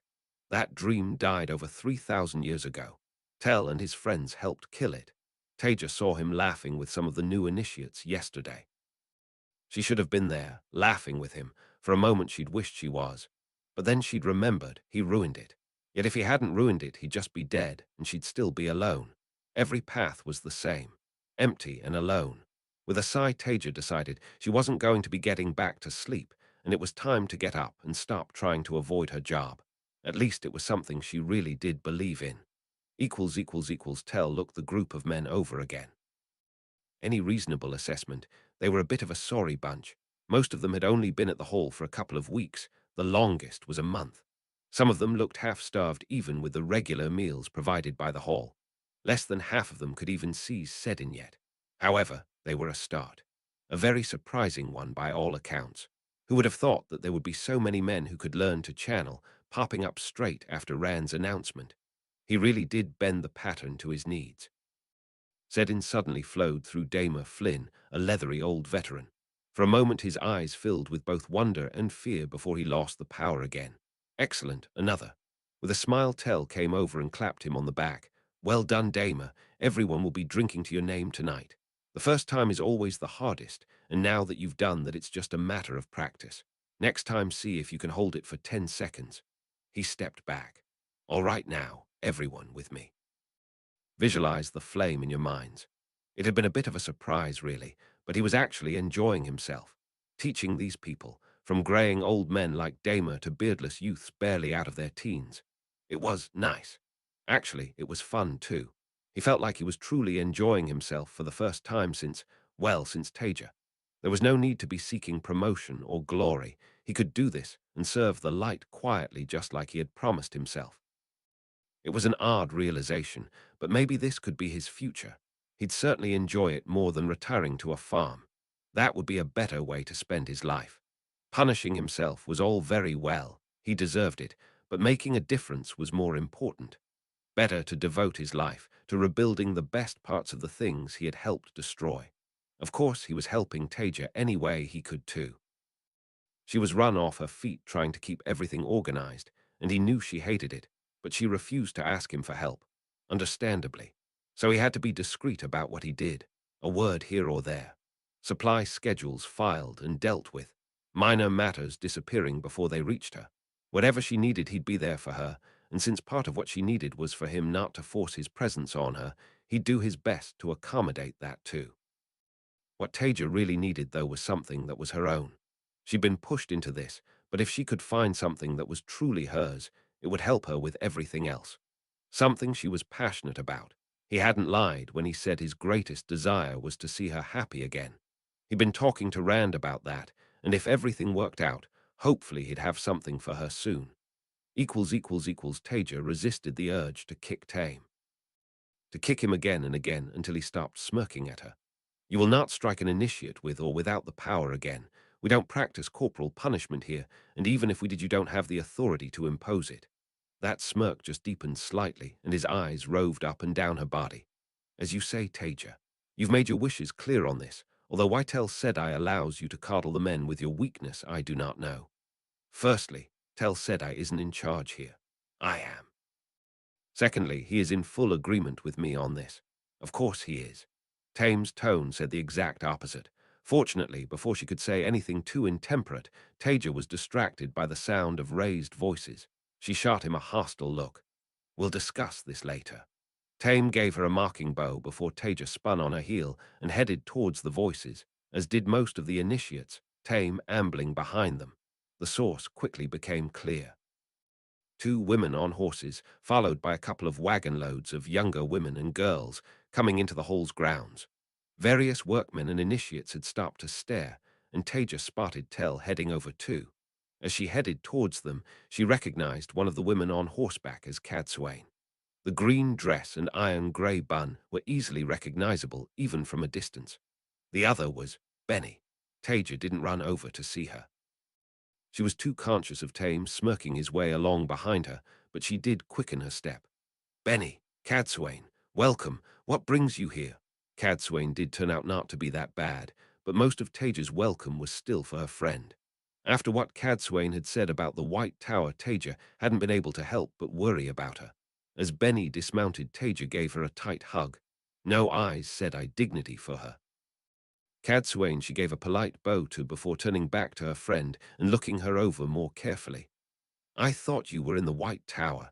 What happened? Are you all right? She'd better be. Benny smiled, thankfully not minding her hug. Taija dear, I see you have moved up in the world from being Lady Ilfreda. I am fine. After Cadsuane's rather brash exit from the tower, I got into a little bit of a pickle with the Black Adger, and so I thought it might be time to move on, even if I am rather too old for adventures now. Still, I decided that I should bring some of the girls with me. Young women can always do with having their horizons broadened, and sometimes the towers can be a little narrow. When I heard about your little project here, I thought I would come and see it before I moved on. There must have been more of a story behind that. Presumably she'd head on to Siwan's village after seeing Taya, but Taija was so happy that she had dropped by, just the antidote that she needed to her bad mood. Well, I'm delighted you've come, Benny. We don't have much in the way of luxuries, but you're welcome to stay as long as you want, you and your companions. Oh yes, you are in charge here. How silly of me to forget. Should I be calling you mother now? Don't be ridiculous.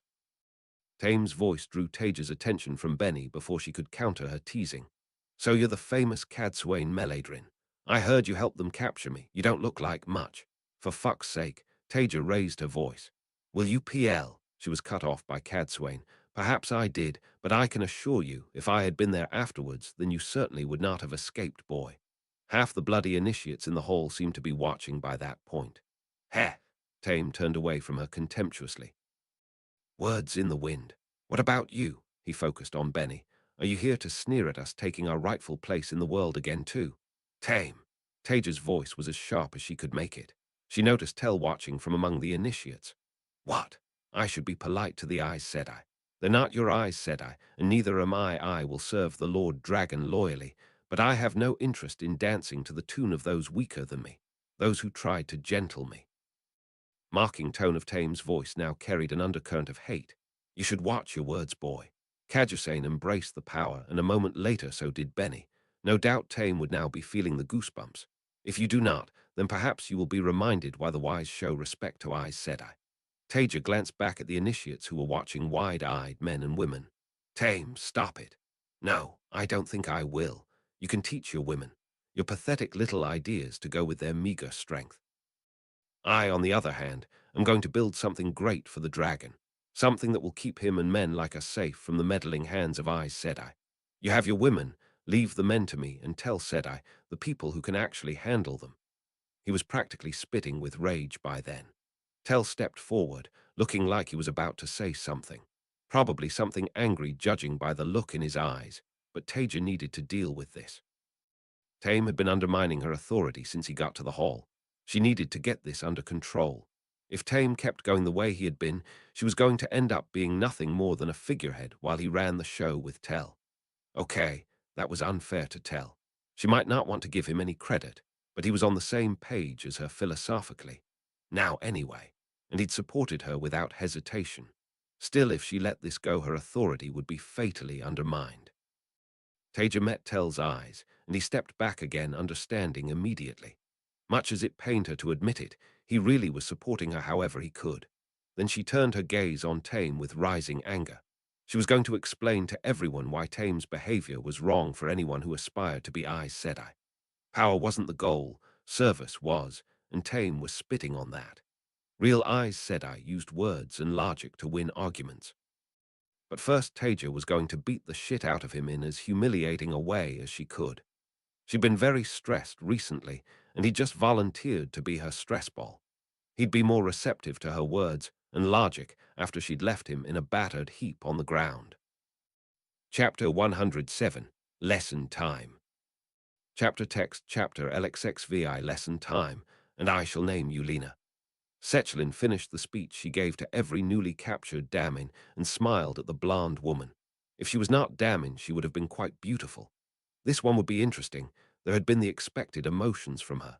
Surprise, then anger and a flash of fear. But now she seemed calm, the Adam giving Sechelin little indication of what was going on in the Damin's head. No matter, every Damin was different, but every single one broke sooner or later. We shall get you settled into the kennels, and then we will begin your training. I hope you are a quick learner, Lena. You will be a strong Damin. You will serve the Empress. May she live forever well. She did not like the slight smirk that had appeared on the Damin's face at that, but Sechelin chose to ignore it. The Damin would learn, of course. With a tug on the leash, she led Lena towards the kennels. She would not be punished for her actions in the palace. A Merith Damin was one thing, but now that she was Damin, she was no longer responsible for her previous actions before she was properly leashed. She would suffer or be rewarded based on how she performed, how she responded to her training. As they walked, she explained to Lena what she would be doing for her training. It helped to have a new Damin anticipating what was to come. She also warned her of the consequences of trying to remove the Adam or channel without permission.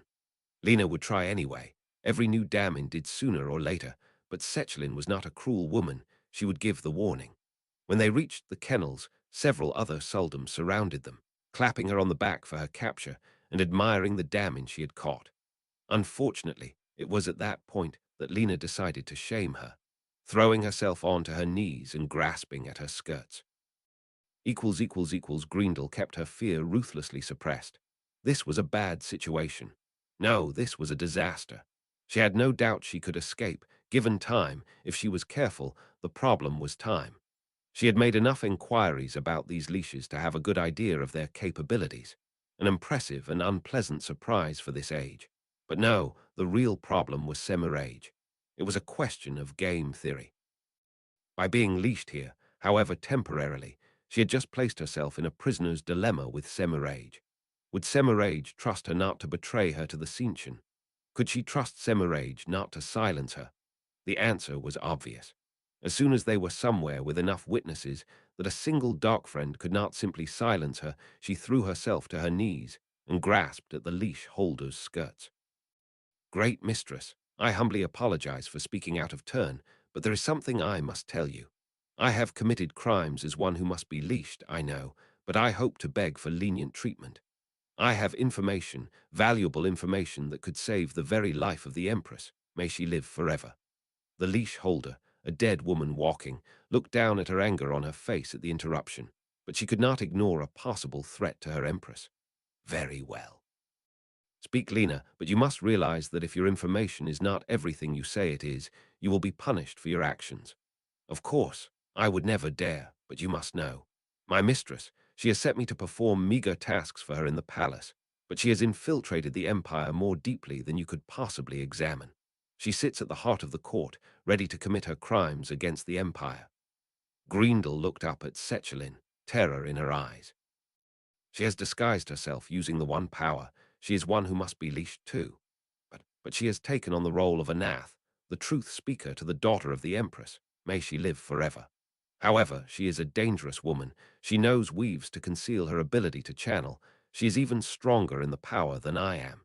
If she knows I have become leashed, she will move to eliminate me before she continues her schemes against the Empire. Take great care, I beg you. Grendel stayed prostrated on the floor as the leash holders around her gasped. There. That should ensure that she lived long enough to escape. She doubted they would capture or kill Semirage. That would be too much to hope for. However, the woman would be far too distracted to deal with one inconvenient leashed. Benny resisted the urge to scowl at Tame, her usual good nature struggling. The man was not only a criminal, but beyond unpleasant. He was also one of the most powerful channelers alive, if what she had heard was true. For all the talk of the taint having been cleansed, that still caused her a visceral discomfort. Poor Taija seemed to be unwilling to do anything about his rudeness. The dear girl really was too soft, letting him undermine her like that. For all her faults, Siuan would never have allowed that, neither would Elada.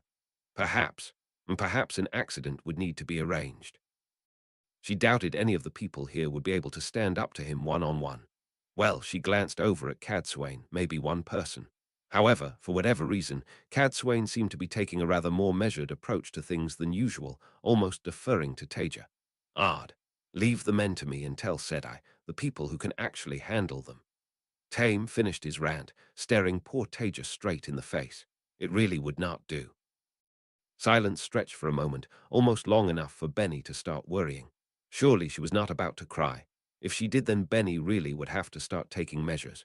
Then something changed in Taija's eyes. They really were lovely eyes. She was very sweet when she was not exasperated, but now their softness had vanished, replaced by hard anger. That was new. How interesting. It seems you're not interested in reasoned dialogue then. Unfortunate. Taija raised her voice. I've welcomed you here, despite your past crimes, despite your obnoxious behavior, despite your attempts at undermining me. I've tried to offer you logic and reason to work with you. You've thrown it back in my face, in the faces of everyone here who's working to rebuild something great. Tame gave her a smooth smirk and a small bow. Oh, Light, the silly woman was going to do something foolish. Benny wondered if she should intervene and try to calm Taija down. Since, like so many other people, you don't seem to respond to words. Since you think you have nothing to learn from me, there doesn't seem to be much point in speaking to you anymore. Was she going to throw him out? Benny could see it. It would be a foolish move, but if he refused to cooperate and insisted on undermining her own efforts, it was likely all she could do. She really could have done with a few years in the tower to learn how to handle herself better. You think all that matters is power. The ability to inflict violence. Fine, I'll lower myself to speaking your language, you and me, on the training field outside the wards. Tame gave an incredulous laugh. You're challenging me to a duel. Don't be ridiculous, I don't fight duels. I'm offering to teach you a lesson and to give you the opportunity to teach me one of your own, if you're as strong as you think you are. She paused. Of course, if the idea scares you, then that's fine, but in that case, you can shut the fuck up. Tame rolled his shoulders slowly. No, I think I shall enjoy this. He glanced at Tel Janin. Don't worry, I won't hurt your woman too much. Taija twitched at that. Fascinating, so there must be some history there. She was still young, whatever age she claimed. Perhaps a nice man would cheer her up. Interestingly, Tel just smiled. Go for it, do as you will. Benny was starting to wonder if she was missing something. Poor Taija was practically vibrating with rage and clearly putting herself into a foolish situation. Yet Tell seemed unconcerned, and he should presumably have the best idea of her capabilities, as he seemed to be her deputy here in this hall of servants. It really was rather perplexing. Of course, Cadsuane was not showing the slightest hint of what she was thinking, so there was no help coming from those quarters. Good. I've been working too hard recently. I could use a stress ball. 15 minutes. Tell, gather the initiates, all of them. This will be a useful lesson for them too. What was a stress ball?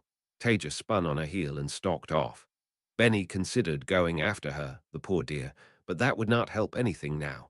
All she would be able to do was watch and pick up the pieces. It was the case far too often.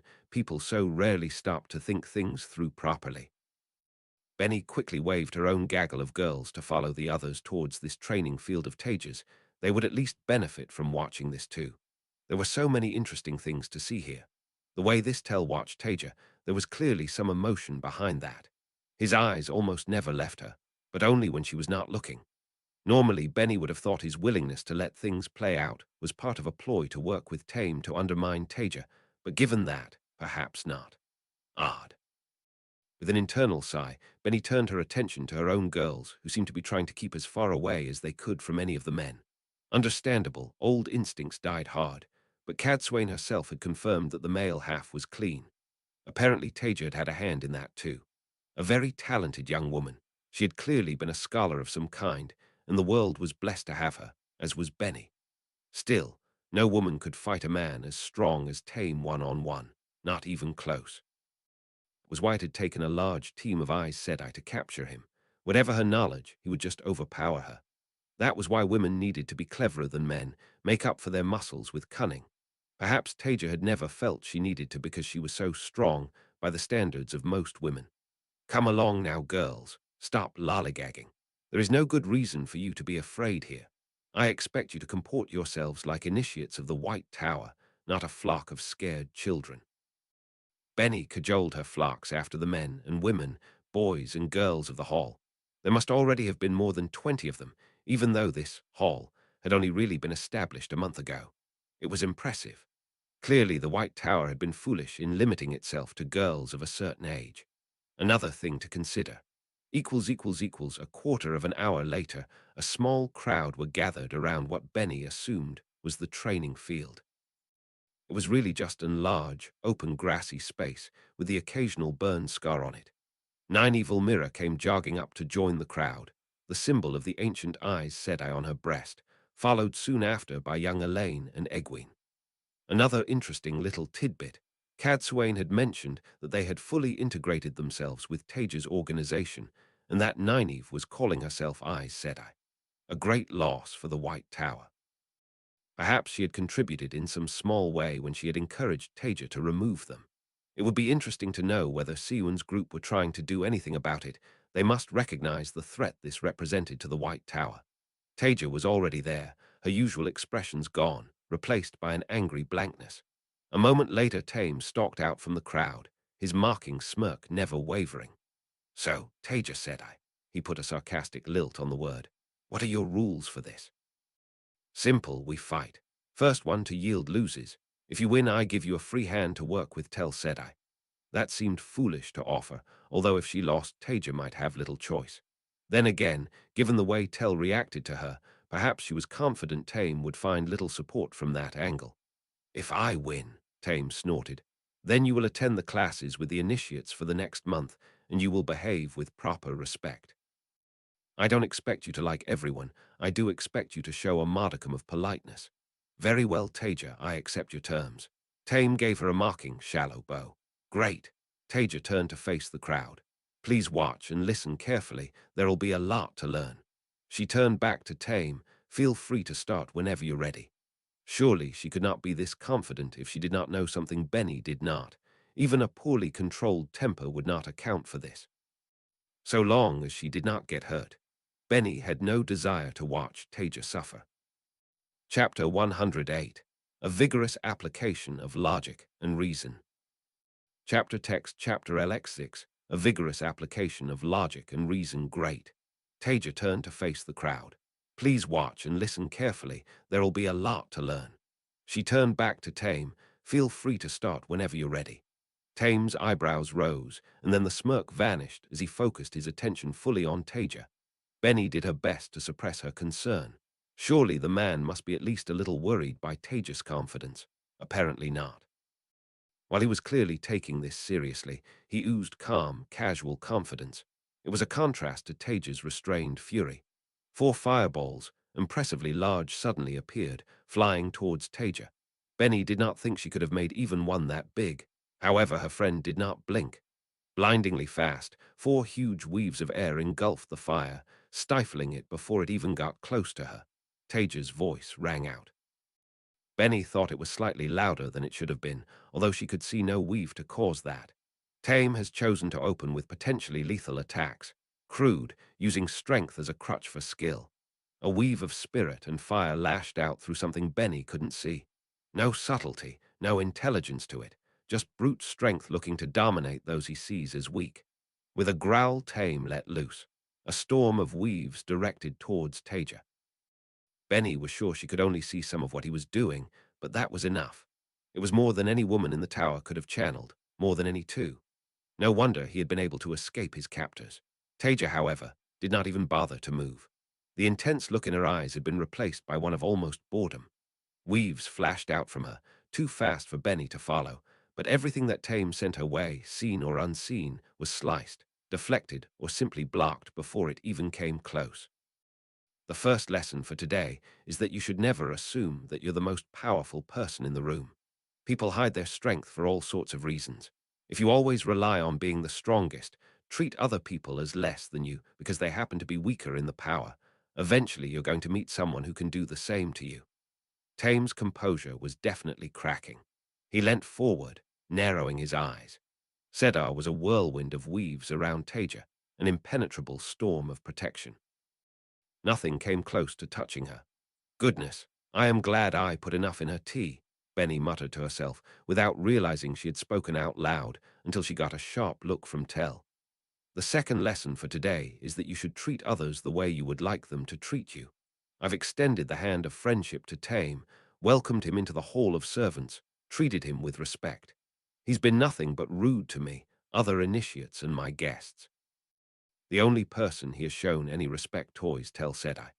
Tame's attacks, both visible and invisible, had not let up, and neither had the storm of weaves around Taija. How could she even speak while splitting her threads that many ways and at that speed, let alone look so utterly unconcerned by it? Now that we're having this little lesson, he could have chosen to be careful, to treat me with respect, and I would have responded in kind. Instead, he is using webs that would kill or seriously injure me if I make the slightest mistake. I would be within my rights to do the same back to him. A tragic accident, one small miscalculation, and poof. She made a hand gesture to accompany the noise. No more Tame. As it is, though, that would be like beating a child. He acts like a child, and here he might as well be one. She pretended to think. Still, he seems to be a fan of corporal punishment, and he's not a child, but a man in his 30s who thinks he should be leading, so Taija wove air. A small, simple thread that she snuck along the ground. A moment later it hooked around Tame's ankles and pulled hard, yanking them from under him. As his feet left the floor, she hit him hard, with a fist of air sending him flying backwards into a tumbling roll. Beside her Tell, Janin winced and muttered, "Well, she's pissed." An interesting expression that Benny had not had before. Clearly this man was worth some investigation, even if it was difficult to overcome long-standing feelings about men channeling. You did not seem very worried about Taija going up against this man. Tell Janin glanced at her, as if considering whether to answer or not, and then shrugged. She could break him in half. He's very strong, almost as strong as a man can be, but he's a barely trained wielder without all that much practical experience. And he's decided to see how far he can push her. Well now, that was fascinating. Not so much for his assessment of Taija's capabilities, although he did seem to know them well, but for the way he described Tame, a man who had been channeling as long as any other man alive, or so she had thought. Tame was picking himself up off his feet, wincing from the pain. Hardly a surprise. He had flown far enough that she was surprised his ribs were not cracked. He spat on the ground and raised his voice. "You say I was going for lethality, that is just because of your own weakness. You stand there prattling on, mistaking a duel for battle. A moment later, lightning arced from the sky towards Taija, a veritable storm of it, and Tame started to run towards her. Beside Benny, Tell sighed and muttered something like, well, he decided to fuck around, and now he's going to find out. Was that the old tongue? Her hearing was not what it used to be. Excuse me. Oh, I was just thinking that he can't seem to stop provoking her. She's already in a complete snit with him, but she's actually being very restrained. If it were up to me, I'd have done this a couple of weeks ago. I think she feels sorry for the man. Light only knows why, but if she loses her temper any more than she already has, she might actually hurt him badly.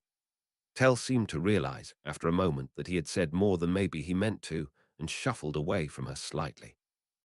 He did seem to know Taija very well. Taija's voice rang out from the field. Dull, predictable, pedestrian. Is that really all you have, Tame? You fought battles against helpless idiots who have no idea how to fight a channeler. Did she mean Aes Sedai? Surely not. Taija still had not moved from her spot. I fought in the war of power. I've gone toe-to-toe with the Forsaken. 2 of them are dead at my hand. You think you can lecture me about fighting? The 3rd lesson for today. True Eyes said I prefer not to fight, but that doesn't mean they can't fight. Tame was getting close to her, his storm of lightning not abating. Suddenly the ground heaved under him, some kind of weave of air and earth, throwing him off balance, and a moment later a fist of air took him in the stomach for the 2nd time, sending him tumbling. Still want to keep going, Tame? You haven't even made me take a single step. I'm going to flaming kill you, you Eyes said I witch. Taija's eyebrows rose. I thought you might be a slow learner. To be honest, this is getting boring, though. What's the word in your language? Ah, yes, tedious. As Tame picked himself up again, she struck. A wall of fire, threads of the power weak enough that it was practically an illusion, but visually impressive, shot towards him. It vanished, presumably sliced even as Taija sent a bar of air thickly overcharged with Sedar at his legs. It met unseen resistance for a moment, and then powered through, smashing his legs out from under him so that he slammed face first into the dirt. Another weave of air immediately settled on his shoulders, pressing his face down. He tried to push himself up, and Taija forced him further down, watching him struggle for a few seconds. Eventually she moved, ambling over to him as he continued to fight the weave. Of course he could not channel effectively with his face mashed into the dirt. He would not be able to see a thing. So, Tame, I think we're done with this. Do you yield? Tame muttered something into the dirt and kept struggling. Taija looked up at the audience. Well, here's a lesson from Tame for you. If it's important enough, you should never give up, even when everything seems lost. Unfortunately for him, this isn't important enough, and he really has lost. Benny felt no sympathy for the man. Nevertheless, she sidled after Tell Janin. Has she always been like this? She's had a temper on her as long as I've known her, if you push her far enough. Hates arguing right up until the moment she explodes. It can really catch people out. Back in the day, people didn't tend to push as much, though. He was staring at Taija, almost uncomfortably intensely. Back in the day. Oh, when I first entered Rand's service. It was an obvious lie. There was only one real conclusion to draw. How had the boy managed to find 2 of them? He must be Tavaran, but something like that.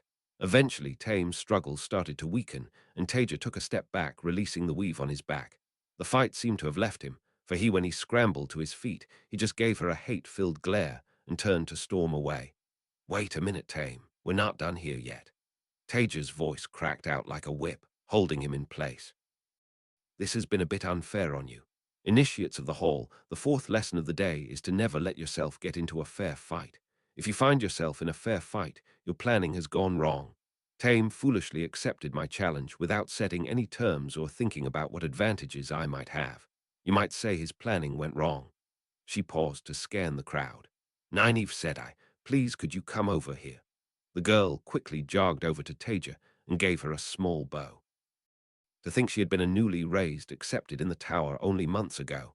It was clear that much as she liked the young lady, it was necessary to reassess Taija's capabilities. Nynaeve's time with Taija also seemed to have mellowed her somewhat. The scowl that Benny remembered was gone, as was her defiant body language. There was still some tension, but she was more relaxed, confident. Taija reached into her blouse and pulled out what looked like a pendant. Would you mind looking after this and healing Tame? I think he might like a rematch on fairer terms. Was that an angriel? Now where had she obtained that? Purloined during her time in the tower. It certainly explained her victory against Tame. She had just overpowered him. Impressive, even with an angriel, but now she was giving it to someone else. Benny wanted to put her face in her hands in despair at her friend's foolishness.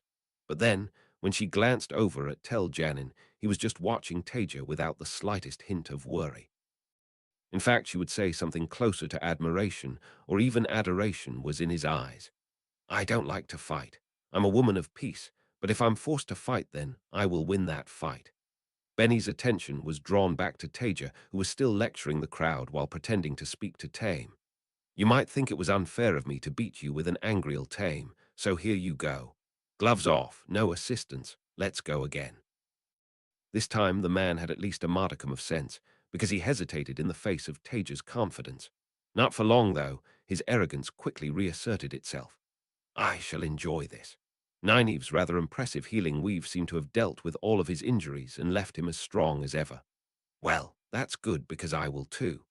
Tame did not wait for any further words. He just struck without warning, the space around Taija erupting into fire, earth exploding around it. Only she had already moved, weaving a gateway and stepping through it, emerging behind him. Slow, crude, unskilled. You're incredibly strong, Tame, but this is still a total mismatch. Taija wove a series of webs as she spoke, bombarding Tame with fire, then air, then lightning, then earth, then a shield of spirit as she spoke, rotating through each element. She was circling too, never staying in the same spot. Slicing anything that came her way. I'm not as strong as you, probably no woman other than perhaps Lanfear is. Yet it doesn't matter. She knew how strong Lanfear was. It was logical, but still a disturbing though. Tame was doing an impressive job of countering her weaves. Each time they reached out he would cut or block them, sending his own attacks back at her with considerably less refinement. If combat is all you value, then you don't measure up to a single one of the Hall's Aes Sedai, man or woman. Suddenly Taija doubled the number of weaves she was throwing at him, attacking from two sides at once, still rotating round the elements. Was she trying to be predictable? Tame had no choice but to go on the defensive. He still sent attacks flailing at her, but they were deflected or sliced casually. Does the fact that I can do this, go toe-to-toe with you, make me a better leader? Back in what you call the Age of Legends, one of my best friends was an Aes Sedai, but weak in the power, comparable to the weaker sisters in the White Tower. Yet he was far more suited to leadership than me, a natural leader with a head for strategy. Should I have been telling him what to do because I could beat him? Ironically, given my strength and your weakness, my fifth lesson for you today is that strength does not make you a good leader. She added a third weave to her attacks, suddenly mixing the elements together. Tame was immediately on the back foot, starting to retreat under the onslaught. His own attacks petering out, Taija's voice rose. Do you start to understand me, Tame? Shall I have Nynaeve come up here and continue the lesson? She's not as good as me. Obviously, but she's still better than you. Does that mean she should be in charge? If a drooling idiot happens to be stronger in the power than you, does that mean you should bow to him? Tame pulled himself together, suddenly running to the side and going on the attack. He must have been splitting his threads as many ways as he could, lightning flashing down and a stream of fireballs curving in towards Taija. She weathered the storm, a whirlwind of weaves slicing everything he threw at her.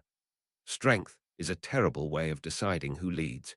It's one of the great failings of the White Tower's Aes Sedai. Funny that you look to copy people you despise so much. You think you can come and throw your weight around in the Hall of Servants, take advantage of our generosity. Well, even by your own metric, you don't rate. She shot a glance at the crowd, just for an instant before her eyes returned to Tame and Tel Janin grimaced. After a second, a slight haze appeared between them and Taija, and he covered his ears. There were no threads of the power visible. Did that mean he did it? He really did know her well if he could read that as a cue. Benny quickly copied him and covered her own ears. It was not a moment too soon.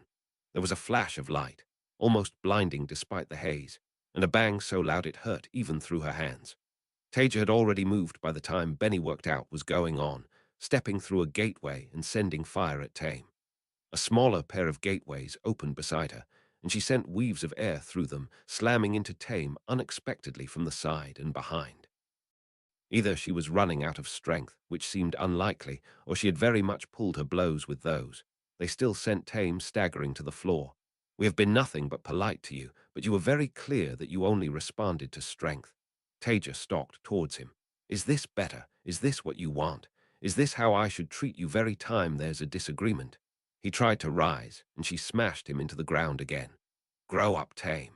We're here working to build a better world. One where violence is not the basis for leadership. It existed once. We will ensure it exists again. Taija stood over him, panting slightly, but otherwise untouched by anything other than anger. Men like you will never need to be hunted again. You'll never need to lash out to protect yourself. But equally you won't, be allowed to exploit your fellow men and women. You can be better than this Mazrim Tame. The world has hurt you, grow past that, and we can help you become truly strong. We can build a better world together, if you'll only reach out to meet us. The weave holding Tame in place vanished, and Taija leant down, holding a hand out to the man. He lay there on his back, emotions moving across his face in a distorted, conflicting mixture of anger, confusion, and fear, staring up at Taija, his chest heaving. Benny hissed quietly. She was a small woman. If he grabbed her, he could. Slowly, Tame reached out and took her hand. Visible effort, Taija hauled him up, helping him to his feet. For a long moment he stared down at her, his face now expressionless, sardonic smile long gone. You have given me much to think about, Taija said. I expect I will see you during the initiates classes. He gave her a bow, not a deep one, but respectful enough to pass, and turned towards to the hall's buildings, not looking back. Benny let out a breath she had not realized she was holding. A moment later, Taija turned to face the crowd. Right, show's over, back to work everyone. That had been one of the most fascinating few minutes of Benny's life. Both Taija's demonstration and also this tell fellow. Yes, perhaps it would be best to stay here for a while. It had been possibly the worst week of Greendel's life. Trying to pretend to be a defiant, but weak and cowardly leashed. Fighting back just enough to be punished, and then surrendering. It was unpleasant, excruciatingly so at times. She would have much preferred to have just complied for the week or refused outright. Either would have been easier, but a balance needed to be struck.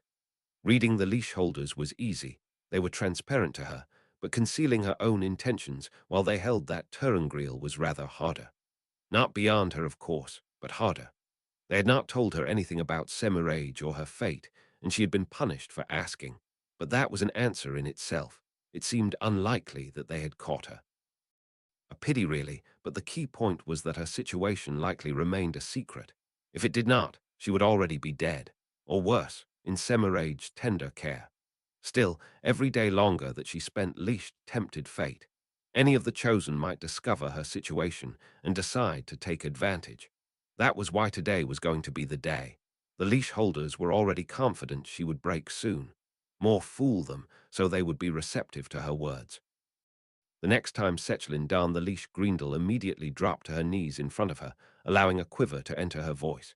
Please, this is wrong. I have secrets. I will exchange them for my freedom. I know the secrets of gateways. I will teach you how to travel if only you will let me go free. You will be able to roam freely, instantly anywhere you wish to go. Is this not worth my freedom? Sechlin just smiled sweetly down at her. Oh, Lena, you still do not understand. You are leashed, there is no bargain to be made. You will show us the secret of traveling, and if you speak truly, then you will be allowed to put a ribbon in your hair. However, first you will be punished for your attempt at bargaining. Leashed do not bargain, they obey. A moment later, Greendel was writhing on the floor, choking off screams that she had no need to simulate. The agony felt like it lasted for an eternity, but eventually it stopped. Will you share the knowledge of traveling with us now, Lena?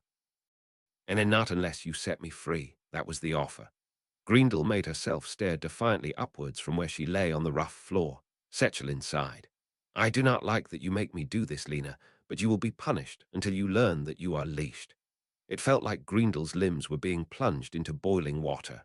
It was worse than anything she had ever felt before, and Sechlin kept the pain going for even longer this time.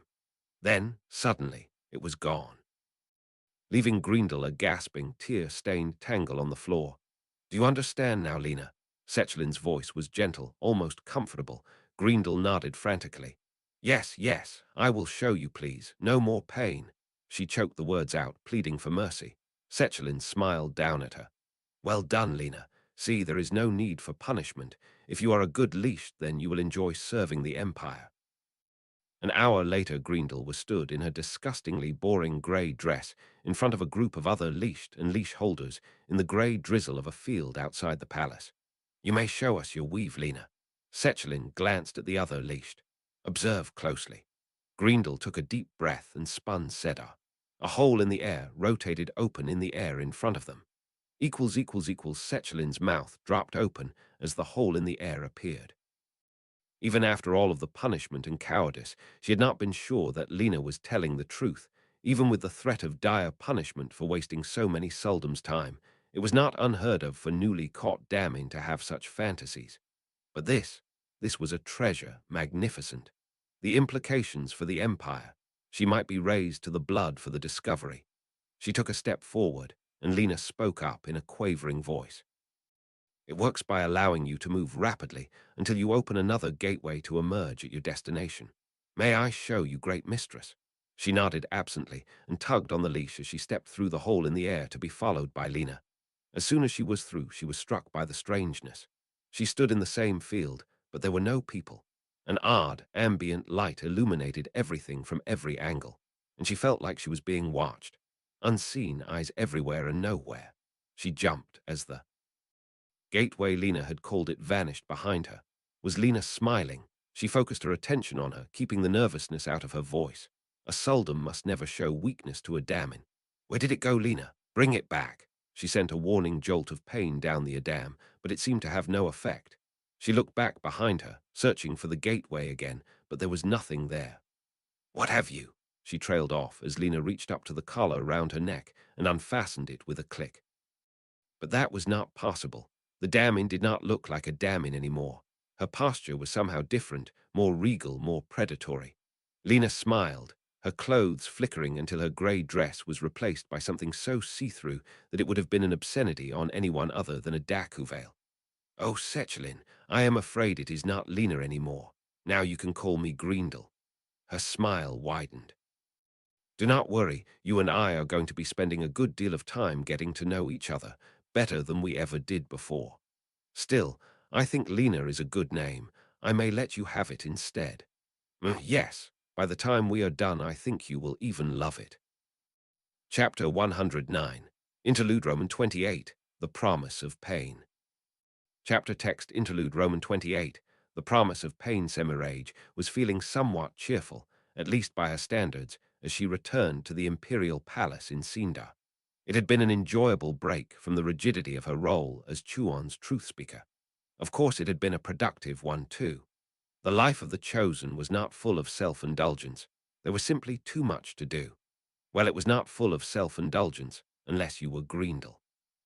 She had delivered orders to some of the Friends of the Dark that worked within the Cincian Empire, furthered some schemes of her own, and had even taken the time to deal with a couple of growing problems. The most enjoyable part of it all had been that she had been able to take her time with those problems. Sometimes it could get frustrating being in the position of truth speaker when it gave so little time to indulge her own interests. The occasional Daku veil that no one would miss was just not quite the same. They were already mostly broken for one thing. She turned into the corridor that led to her quarters and then hesitated. Someone was holding Sedar nearby, a lot of it. After a second, she embraced Sedar herself, drawing through her angriel. It was not a moment too soon. A shield slammed into her connection with Sedar and rebounded. No one person could shield her while she already held the power, let alone when she had an angriel. With a growl, Semirage spun. 3 leashed. All very strong, nothing she could not handle. Was this an assassination attempt? Then more stepped out at the other end of the corridor. The situation immediately became more problematic. Betrayal or discovery? Semirage did not stop to think. She was already spinning Sedar, lashing out with overpowered flows and bisecting one of the leashed before the rest could react. The problem was not winning this fight. The problem was that they had clearly worked out that she could channel. Or if they had only suspected before, they surely knew now. With a growl of frustration, Semirage cut through the webs being sent at her and struck back.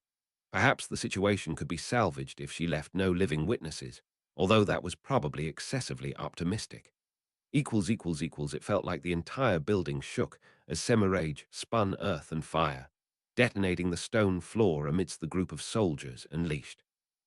She had been hoping to fight off her attackers, capture one, and then find who had betrayed her, but they were relentless, increasing in number and pressing even her. She wanted to keep fighting. She was not a woman who backed down, but if she did stay, then sooner or later she would be overwhelmed. Semirage spun fire, air, and spirit, covering her ears and eyes. Before the sound had faded, she was already running, working at the knot of the anti-traveling wards she had spun over the imperial palace. If someone else had spun it, she would have had no chance, but as it was her own web, it did not take her long to unravel the flows. She always left herself an escape route when she spun wards of this kind. A second later, she stepped through an inverted gateway. Her position with the Cinchen was gone. There would be no manipulating them into opposing Luz Thurin. At least not for now. So be it. Before she left, she would have to ensure that they were in no position to oppose the shadow either. Semirage emerged from her gateway straight into the bedchambers of the Empress, sole surviving son. Wah! His words were instantly cut off by a web of air. She did not have time to enjoy this, more was the pity. She attached an inverted web to his pain receptors and then tied it off so that it would gradually escalate, the pain growing worse and worse, turning into agony until he died. Another web cut into his nervous system. He would not be able to move and so could not kill himself. His face was already starting to twitch. It was crude, though, not up to her usual standards. Semirage scowled and spun one final web. Any leash who attempted to undo what she had done would suffer an unpleasant surprise. That little bit of self-indulgence complete, she opened another inverted gateway. This one led directly to the Empress' throne room. Semirage spun fire, as much as she could with her angriel, sending it through the gateway while being careful not to look through it herself. Even she could potentially be snared by the crystal throne if she was not careful. She was rewarded by quickly cut-off screams. Onwards, Radhanan still had children left. Semirage allowed the gateway to the throne room to close and opened another, also inverted. She had no intention of giving the Cinchen the ability to travel. Less than 10 minutes later, all but one of the Empress' children were dead. All too quickly. She had expected to be able to take her time with them, enjoy their deaths, eventually, once they were no longer useful. Whoever had found her out or betrayed her had forced her hand and taken that from her. If she ever found who it was, they would pay. She would enjoy making them pay for longer than they would believe possible. Now for Chuan, the most irritating of Radhanan's spawn. Semirage opened an inverted gateway to her quarters and stepped through. Immediately she had to jump to the side, spinning a barrier of air and slicing a number of webs. She rapidly took in the situation as she struck back. Leashed, too many of them. They must have been waiting for her. Fuck. There was no point fighting here. She would be pinned down and eventually lose. She just needed to find Chuan, and then she would be finished with the Cinchen. She spun an inverted gateway behind herself, slicing the multitude of webs flying at her at the same time, and stepped back, allowing it to close as soon as she was through. Then she opened another gateway to another part of the room and spun air.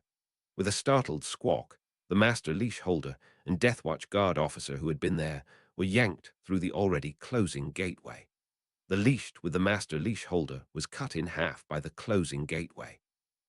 Semirage did not waste any time. She set webs on their pain centers, stimulating them aggressively. Where is Chuan? Of course they refused to answer. She increased the stimulation, eliciting a yell of pain from the master leash holder and grim silence from the officer. Where is Chuan? Semirage looked down at the two corpses in disgust. She honestly believed that they did not know where Chuan was.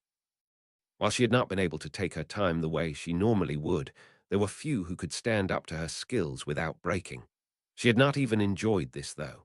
The sense of urgency just ruined everything. With a huff, she turned away from them. Perhaps Chuan could live for a while. The girl was remarkably pig-headed, and her views on the Westlands were hardline. If she was able to hold the empire together without a civil war, Semirage would be surprised. But if she did succeed, she would no doubt go to war with the Westlands, and so serve the Shadow's goals anyway. She nodded to herself. Yes, Chuan would be allowed to live, for now. She could always come back and finish the job later if it turned out she was wrong. Now, she would need to find something else to keep herself occupied. First, though, she might take a leaf out of Grindel's book and indulge herself until she felt better. There were several people who had truly irritated her while she was pretending to be a nath, and they would suffice for some stress relief. She would even be able to take her time with them. Chapter 110. The First Among Servants. Chapter text Chapter LXXX. The First Among Servants. Right. Show's over. Back to work, everyone. Taija was breathing a little heavily, but actually that hadn't been as hard as she'd feared. She hadn't been at all worried that Tame would beat her. She got his measure the first time round when she had the safety net of an Angreal. He really was very strong, just not even half drained. She supposed if he did actually teach himself everything he knew, then he was doing better than she might expect. He was still a massive prick either way. Anyway, Tell would check on him later when he'd had time to cool down. Taija knew he would even without discussing it with him. They did work well together, despite everything, not that she felt particularly happy about that. Although, actually she was feeling much better. When she'd said she was going to use Tame as a stress ball, she hadn't just been shit-talking. Had all those years of war messed her up a bit? That she felt better for beating the shit out of a traumatized man in front of a crowd? Probably. Taija gave a small shrug. Oh well. Despite her orders, the small crowd hadn't moved, and suddenly Tell's voice boomed out. Initiates, aspirants, this is your leader, the first among servants. He repeated the words in their language, the first among servants. She cleansed Sedin and refounded the Hall of Servants. She ended 3,000 years of madness. This is Taija Kosola Murinen. There is no one more worthy to lead us. Remember this moment. He bowed deep, in a formal style, hands on his thighs, and the initiates haltingly moved to emulate him. Taija felt her face heating at their eyes on her, suddenly feeling embarrassed, awkward, but she couldn't let this moment pass. Just because she tried to avoid it didn't mean she didn't understand politics. Taija returned Tell, and the initiates bow with one of her own, low and formal, but not quite as low. Was this how Luz Thurin felt? Probably not. She'd bet he loved it. At least they couldn't tell she was blushing, one advantage of darker skin. Well, go on then, you've got work to do. If her voice was a little rough, they didn't seem to notice. As they dispersed, her eyes lingered on Tell. He seemed to be chatting to one of them, an older man. Both of them were smiling. Maybe he'd earned the right to find a bit of happiness again. If only she could find some too, it would make it easier not to resent his. Still, at least she could have a nice chat with Benny before she moved on. As he straightened from his bow, Eben glanced at the pretty young woman in the white dress with a multicolored banded hem who'd come with the tower Aes Sedai. If he remembered his lessons right, she must be one of the accepted there. She hadn't bowed with the initiates, which sort of made sense, even if it was a bit rude, but she was still staring open-mouthed at Taija. That was. She seemed to be speechless. Taija is amazing. I'm glad she finally put Tame in his place. He agreed. What the man was thinking he had no idea. No one could stand him, so why he thought he could take over the men here, and he included himself among them despite his age. Even Tell Sedai hated him. He was always polite, but Eben could see it in his eyes.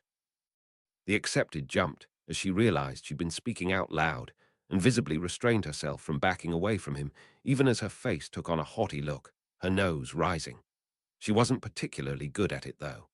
Still, Eben reminded himself, Taija Sedai had told them that they were all representatives of the Hall of Servants, and that the behavior of any initiate reflected on the rest, especially the men among them, given the way history had been. So he tamped down his irritation at her reaction and gave her a bow. Eben Hopwell, initiate of the Hall of Servants.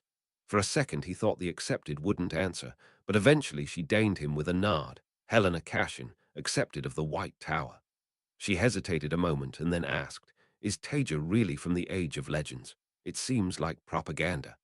Eben wasn't totally sure what propaganda was, but he thought he got the gist of it. Your Aes Sedai seem very friendly with Taija Sedai. He emphasized the title. If she was lying, I don't think they would be so open to that. Helena glanced over to where Taija was chatting enthusiastically with one of the two Aes Sedai, not Cadsuane. He recognized her. Actually, it was the most cheerful he'd seen Taija Sedai since he'd come to the hall. She was a very serious woman, but then that made sense. She was doing very serious work. HMPH, Helena sniffed delicately. Eben tried not to scowl, but before he could reply, he felt an arm descend round his shoulders. Aes Sedai leant in with a friendly smile. "Come on, Eben. There's training to be done. You can chat up the girls later." With a tug, he turned Eben away from Helena, ignoring her outraged gasp. Benny raised her eyebrows as Cadsuane wove a ward against eavesdropping around them. "Is there a reason for all this secrecy, Cadsuane?" "Of course." The woman's response was as blunt as ever. She really should stop treating everyone around her as if they were idiots. It was going to get her into trouble someday. "I wish to discuss this hall of servants with you." Ah, so it was that. Not a huge surprise. "Well, I think it is fascinating seeing history resurrected before our eyes. Why, if I had more time, I would love to compare some of Taija's ideas with what the histories say." "Drop the act. You know as well as I do that this is an existential threat to the White Tower." Ah, such a blunt woman. "I can assure you I am speaking nothing but the truth. Still, what is your point? Do you intend to do something about this hall?" "For now, no. I do not approve of Taija's methods or philosophies, but the tower, the Aes Sedai themselves, have grown complacent and weak. Equally, we cannot afford conflict with the last battle coming. The tower will hopefully come out of this stronger for its trials, and the hall can be dealt with afterwards, perhaps discreetly absorbed. Assuming we survive, of course." "I see. I believe our views are roughly aligned. I do not see why you are telling me this, though." Cadsuane paused and then nodded. "Yes, you will do. You will stay in the hall. You have a good relationship with Taija, better than mine. You can offer your services to her and allow the tower some influence from the inside. You are asking me to spy on my friend. Call it what you will. Act as a positive influence. Also, I was not asking."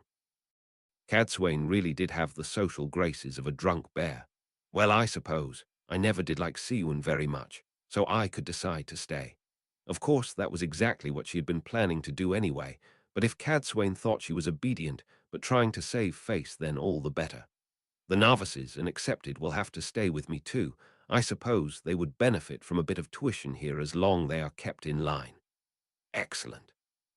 Cadsuane took Benny's acquiescence as nothing more than her due. "Now there was one other matter I wished to speak of. The hall's two leaders, Taija and Tell. What of them? You have seen the way they look at each other." Benny considered denying it, but it seemed pointless. Cadsuane would press on with her agenda, whatever it was. "Yes, he is clearly deeply in love with her, even though he tries to hide it. She looks at him and then catches herself and makes herself stop." "Indeed. She is a foolish young woman.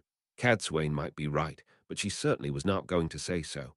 However, she is also under a great deal of stress. Someone of her power and knowledge breaking would be a disaster for the light. It cannot be allowed to happen." "I take it there is history there." Obviously there was. Cadsuane smiled faintly. "You might say that. Tel'Janin is an interesting man." Benny schooled her features to pretend she had not worked out his secret. Let Cadsuane underestimate her. "He must be to have progressed to being Aes Sedai in the dragon's service so rapidly. I do not see your point, though." "Do you not? The two of them have a great deal of history. If it was just Taija in question, I would not be having this conversation with you. She can be supported in other ways." Cadsuane paused dramatically, and Benny resisted the urge to sigh in exasperation. "Are you aware that Tell is also from the Age of Legends?" Benny allowed her eyes to widen. "I had not known that." She had been fairly sure, but she had not known. Indeed, they were betrothed before her displacement. Well, that did explain a lot. "I take it something happened between them and she now rejects him. That is sad, but not a situation I would wish to get myself involved in for obvious reasons." Did Cadsuane think that everyone was as obsessed with intercourse as the Greens? "I would agree, but for one thing, Tel'Janin did not survive the way Taija did. He took a different route." "No." "Surely not the implications," Cadsuane nodded. "Until Taija's appearance, he was known as Samuel. From the little that I can gather, she was the cause of his return to the light. Unsurprisingly, this is not a topic anyone with detailed knowledge is willing to discuss." "I can see that." Benny did not try to conceal her shock. That was not something she had expected to hear. "Who does know the full details?" "I am not entirely certain. Obviously, the two of them, although I would assume. Perhaps Alexei and the girls, but equally maybe not everything, although they are certainly aware of his true identity." "I see. But what I do not see is why are you telling me this? Taija's discomfort when working with him is completely explicable and very sensible. Light, the poor dear, how could she tolerate it?" But I can see she is torn. Also, while she is valuable to the light, think of the value that Tel provides. He is a dagger pointed straight at Ulthor's heart. He is loyal, that much is clear for now. However, he betrayed his oaths before. Who is to say that he could not do it again? Clearly, Taija is the key to his loyalty. If she continues to reject him, how long might it be before a broken heart precipitates another fall for him? You truly believe that? Obviously, it is not certain, but I do believe it is a real risk.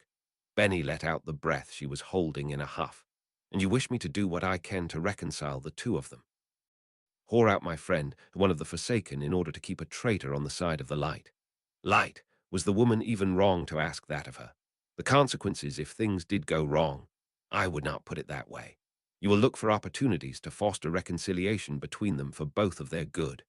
Taija clearly needs to find happiness before she breaks, and if we can ensure that as part of that Tel stays on the side of the light, then all the better. What is that phrase Taija sometimes uses? Mutually beneficial self-interest. Benny nodded slowly. She would have to think long and hard about this.